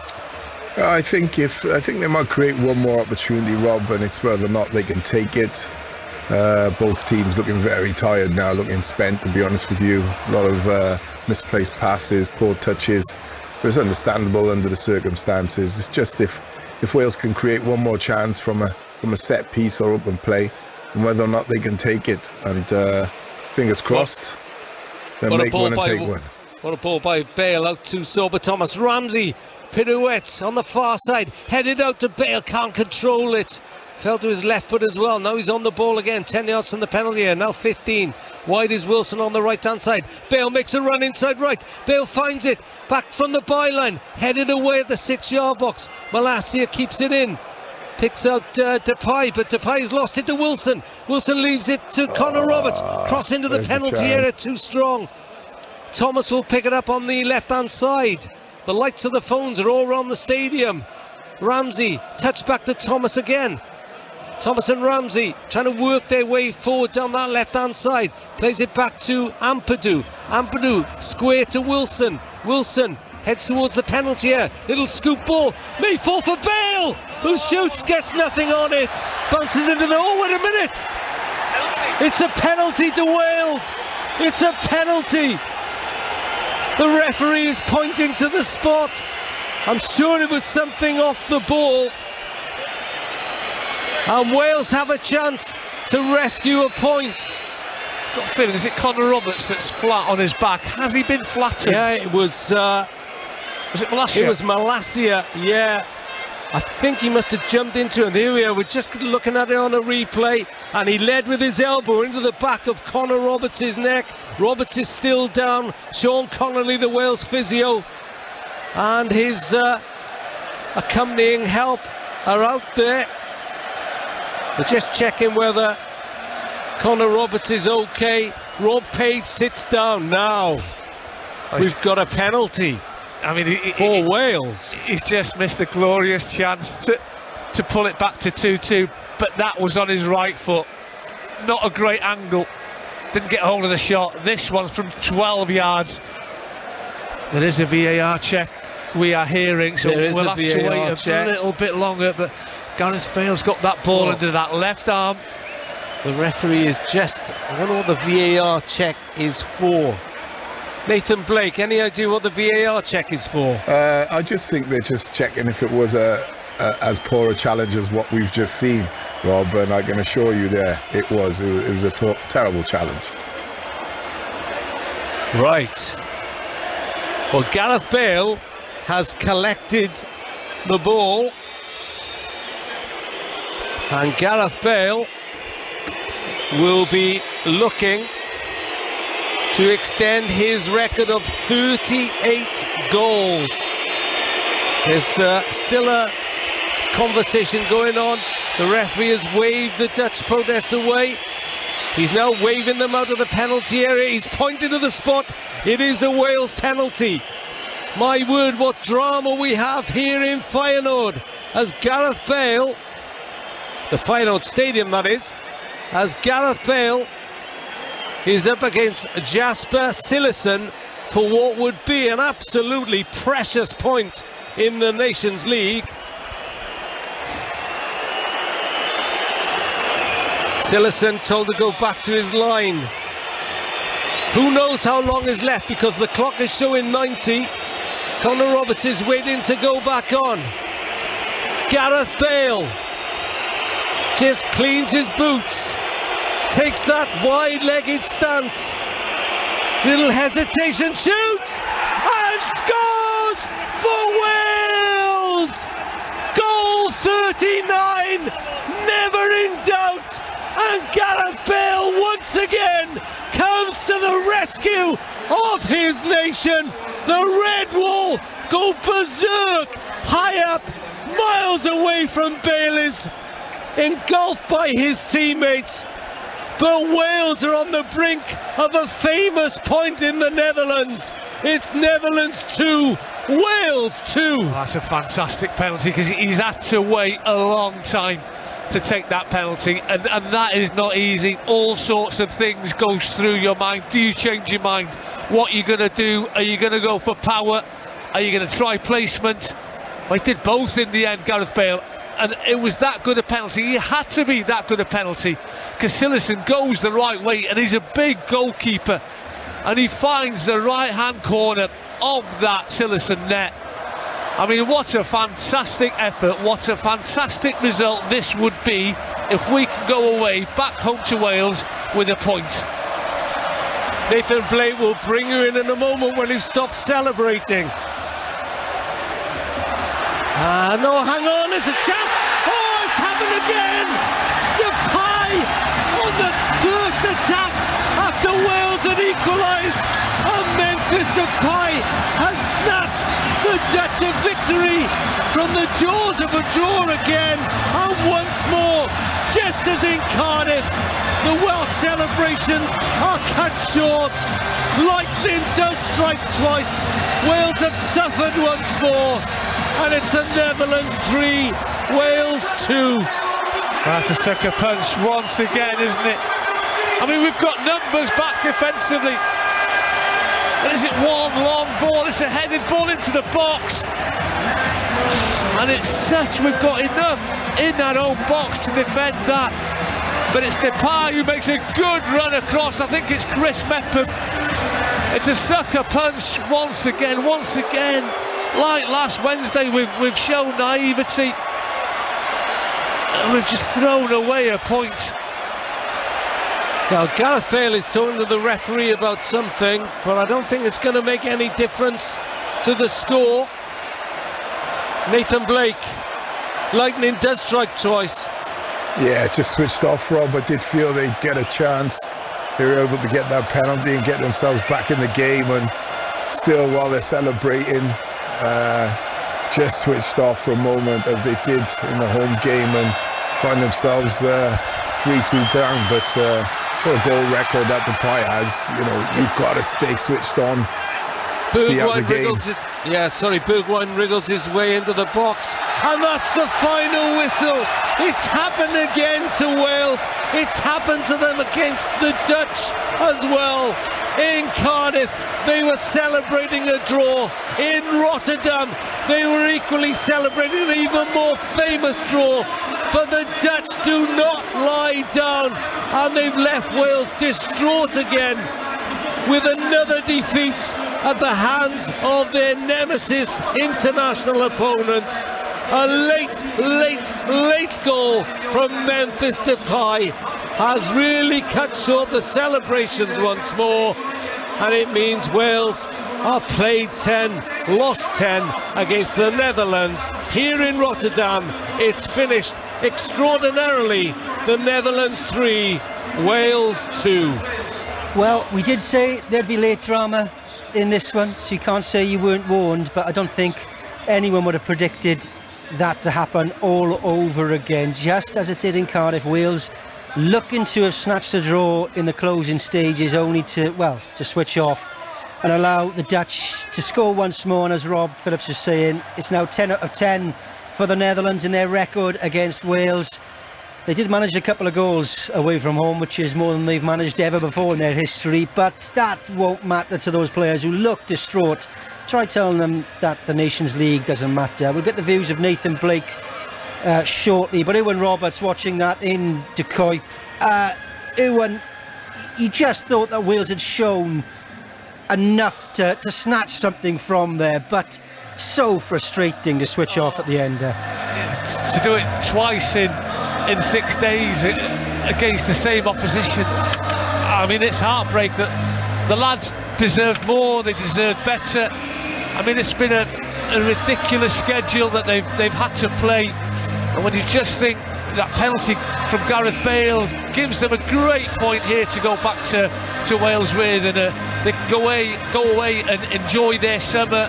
It's been a long season, you know, you shouldn't be playing 5 games in June, but we understand why, of course we do. but it's heartbreaking, it really, really is, and switched off right to the death. And when you switch off against any team, when players don't do their individual roles defensively, and tired bodies, tired minds comes into it, Chris. There's no doubt about that, and that's when sort of mistakes happen. That's when players switch off, and we've been sucker punched again. And is it naivety? It might be, but you look at this group, and we've got 1 point from 4 games. You know, we could easily have 3-4 points. You know, we'd be then really challenging Poland for that third spot, but it's still not over and done with. You know, we've still got to play Poland at home.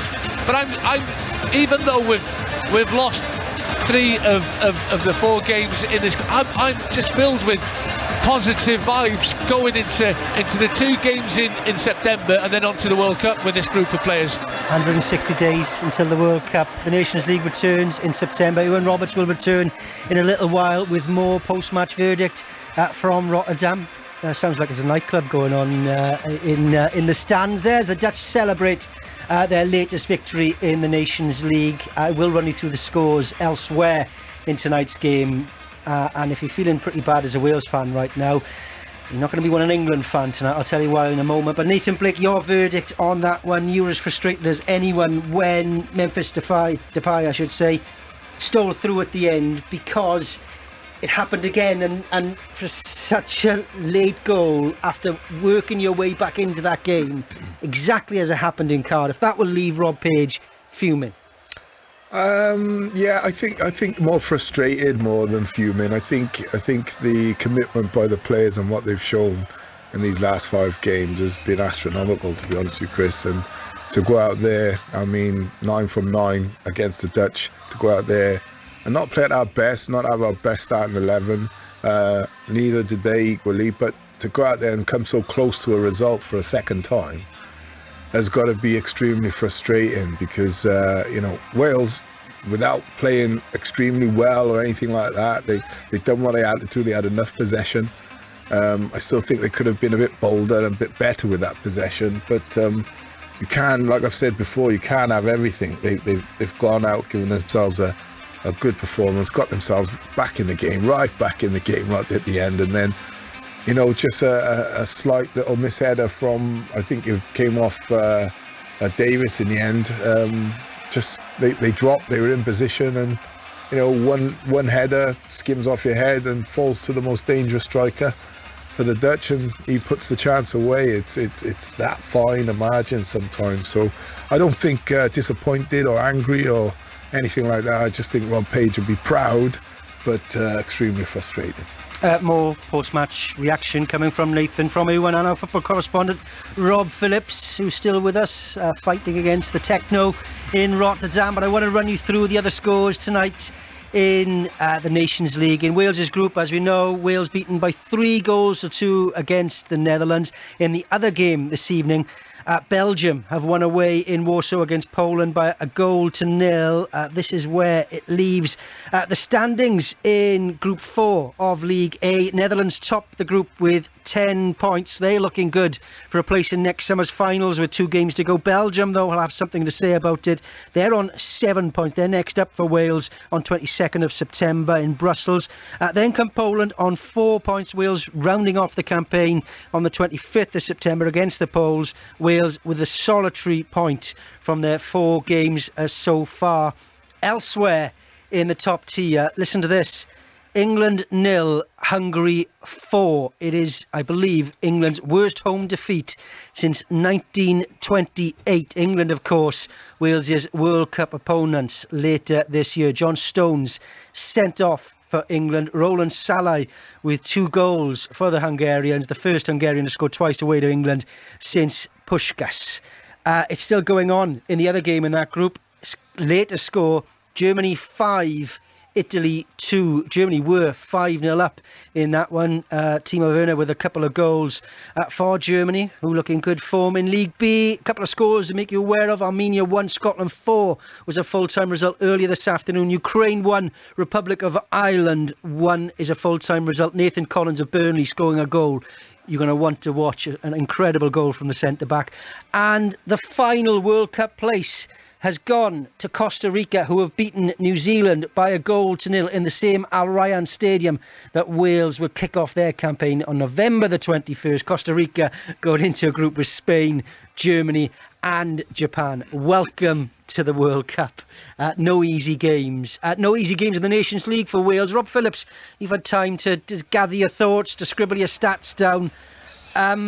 Some ending that. Wales without a win in this version of the Nations League, but they're competing. They're competing with the big boys. They are. How many times have we said it, Chris? And it's worth saying again that in the past, yes, you bear in mind that the Dutch made 10 changes from the team from their last game. But how many times have we thought in the past, for Wales to come anywhere near this sort of Dutch team, they would have to play every one of their so-called stars, and they would have to be every one of them on 100%. Well, this is the 5th of 5 games in a fortnight, and they've run the Dutch close once more. In fact, really, for just a little bit of fortune, but also a little bit of naivety, they probably would have had 2 more points in the group. For the point at home and the point here that has been robbed from them, or taken away from them. Robbed is the wrong word, because the Dutch will feel they were good value too. But I think we should never forget, I was just about to tweet, it's been a generation-defining fortnight for Welsh football. The World Cup was the sole priority. Wales have tried to give it everything they can in the Nations League. And let's face it, would you bet against them going to Belgium in September and maybe getting something? And then there's a really big Nations League game, which will be the send-off match for Wales when they play Poland at home, because at the moment a win against Poland, I think if I got my maths right, should probably give them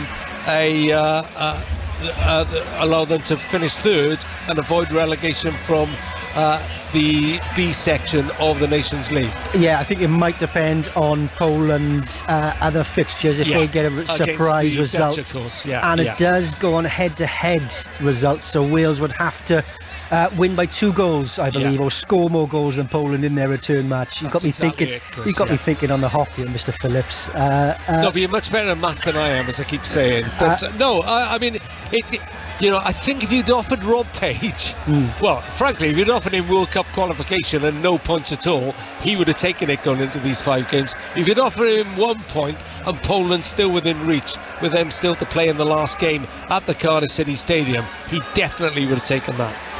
There is ranking points for the Euro 24 qualifiers at stake, so plenty for Wales to play for in those remaining 2 games, let alone preparations, I should say, for the World Cup. But there's a couple of points I want to bring you in, Nathan Blake, on this. I made the point on Saturday against Belgium, is that for years Wales would have to play beyond themselves to compete with nations like the Netherlands, like Belgium. I'm conscious of glorifying a defeat because perhaps Wales have moved on from that. Norm, I know exactly but it is becoming a norm that these players, they know they're not beaten by the shirt in front of them any longer. Yeah, and player for player, you think the opponent has got you on toast really, but it never pans out that way, and that's why I said it wasn't luck. I did expect us to get a late goal. I thought there was a chance of it. The game became really scrappy, mistakes either end, and I fancied us just to nick one at the end where they were switching off. But then, just like the home tie, we just switched off for that split moment. And I say switching off, and maybe that's a bit unkind because I looked at Malacia and his header against Solver Thomas to get above him. His leap, he was, he's probably 2 foot above him. So you have to say it was a great header across.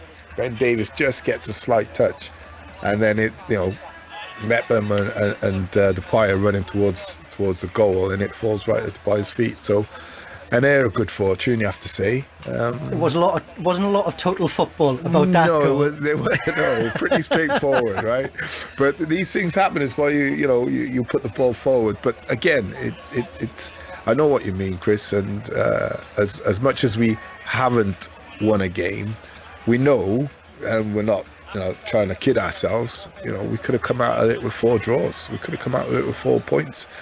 Quite comfortably, but it wasn't to be. But we're building and still going in a great direction for me.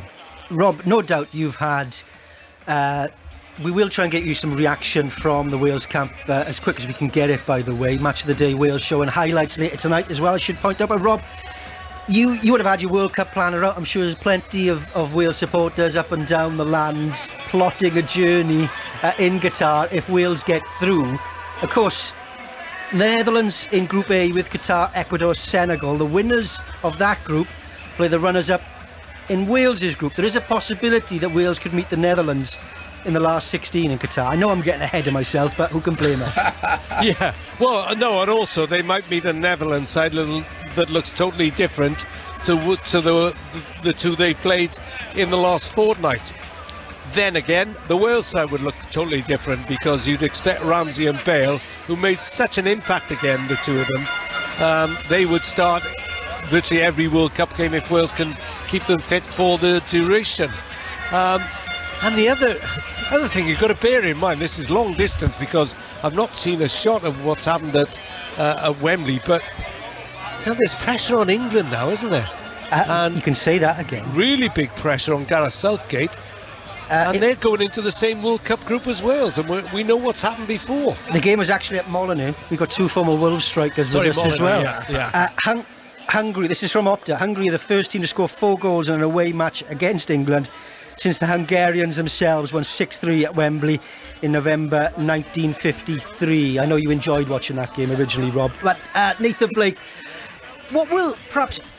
I said Rob Page would be fuming earlier of that late goal, but what will certainly frustrate Rob Page is not the man of that defeat, perhaps, but that Wales had qualified for the top tier of the Nations League, wanted to compete against these top tier nations. What will frustrate is that he's ended up having to just manage the situation of so many games in a short space of time, rather than perhaps getting a real sense of where Wales are at. Yeah, I mean, it's. I understand your point, but it's the same for everybody, right? Nathan, hold that point, because we can hear from Brennan Johnson, who's speaking to Catherine Helleth.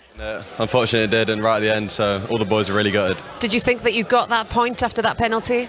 Yeah, I think we did, and I thought we deserved it as well. I mean, that second half especially, I thought we played really well.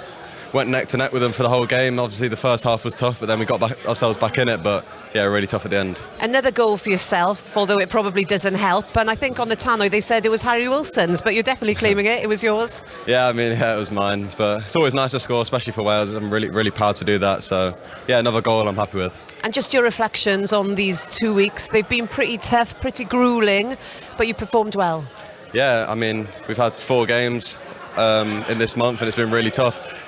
And we've played against the best teams and we've gone neck to neck every game, so I think it's really taken a toll on the boys. I thought today was a really tough game, but I thought we still showed our quality at times, and I think overall it's been a really good camp for us. Thanks very much for your time. Thank you. Brennan Johnson speaking to Catherine Helleth of Match of the Day Wales, which you can watch at 20 to 11 tonight on BBC One Wales. We will bring you more reaction from the camp as and when we get it. Larry Shawn is taking over with a late show at 10 o'clock. Ewan Roberts is back with us. Ewan, Catherine asking Brennan Johnson about a tough week. I don't know, he's won promotion to the Premier League, he's booked a place in the World Cup, and he's got 2 goals for his country. What a player Rob Page has got at his disposal. No, we're lucky to have him, aren't we? You know, he could have played for England. He's chosen to play for Wales, and we are very, very lucky to have a player of his quality. I mean, he uses his talent, he uses his confidence.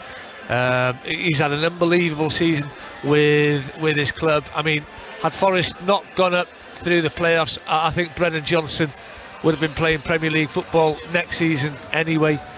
He's got such a bright future in front of him, and he's right. He is right. Yes, we've lost 3 of the 5 games we've played in 2 weeks, but there's so many positives. I mean, I can't wait now for September. I've seen so many good things in the 5 games.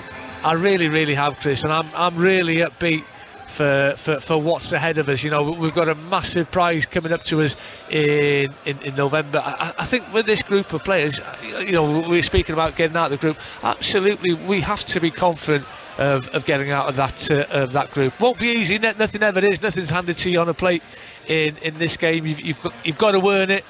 But I think we're more than capable of earning that.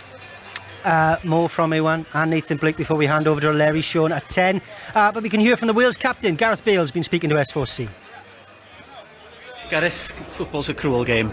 Yeah, no, it is. Hard to take, but I'd rather this be happening now and we address it than at the World Cup, I guess. So, like we said before the game, we have to use these Nations League games to improve, to get better. Of course, we all know what happened, but how can we stop that happening now, and we can try and address it rather than being stuck in the World Cup. 5 games in a fortnight, it's a heck of an ask, but the togetherness you've shown as a team has been brilliant. Yeah, definitely. I think I was just saying in the change room just then, we're in League A now in the Nations League playing big teams, and yeah, of course we're disappointed that we've conceded, but we're in the game the whole 90 minutes.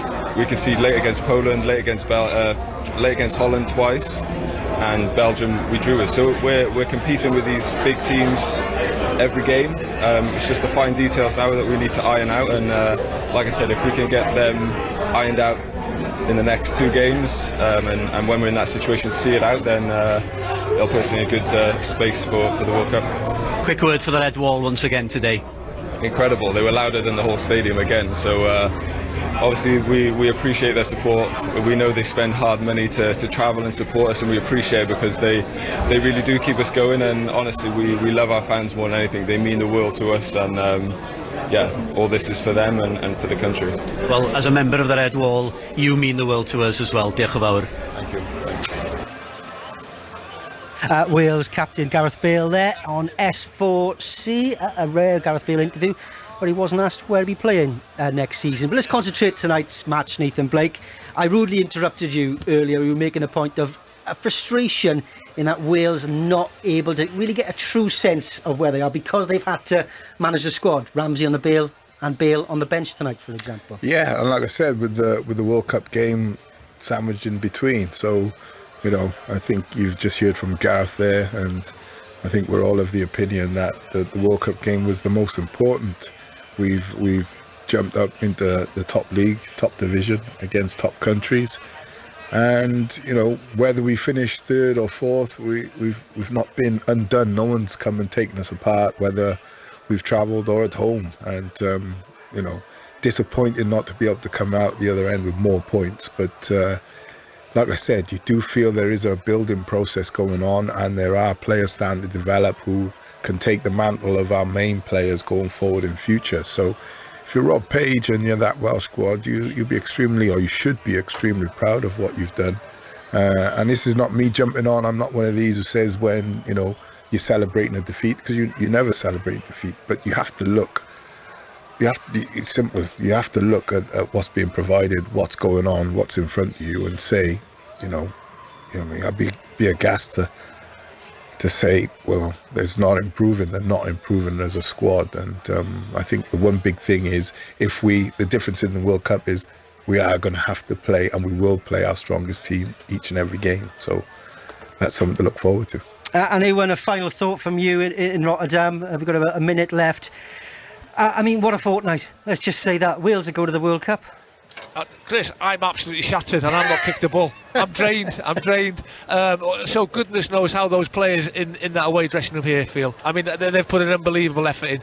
It's not been ideal. We know that. But you know what? They haven't moaned. They haven't complained. They've got their heads down. They've rolled their sleeves up, and I think they've done the country proud. And yes, we've lost games. I totally get that. But the effort and the pride that they've shown wearing that Welsh shirt, I think there's so many good things around the corner for this team and this squad and Robert Page. Just 160 days to go until the World Cup. The Nations League returns in September. That's it for our football on Radio Wales Sport this season. So for the final time, thank you, Ewan Roberts. Thank you, Rob Phillips. Thank you, Nathan Blake. I'll be back with Beth and Clement on Friday for Radio Wales Sport. It's not the end of the sport this summer either. Certain Commonwealth Games, rugby, tests against South Africa. You'll have it all here on BBC Radio Wales.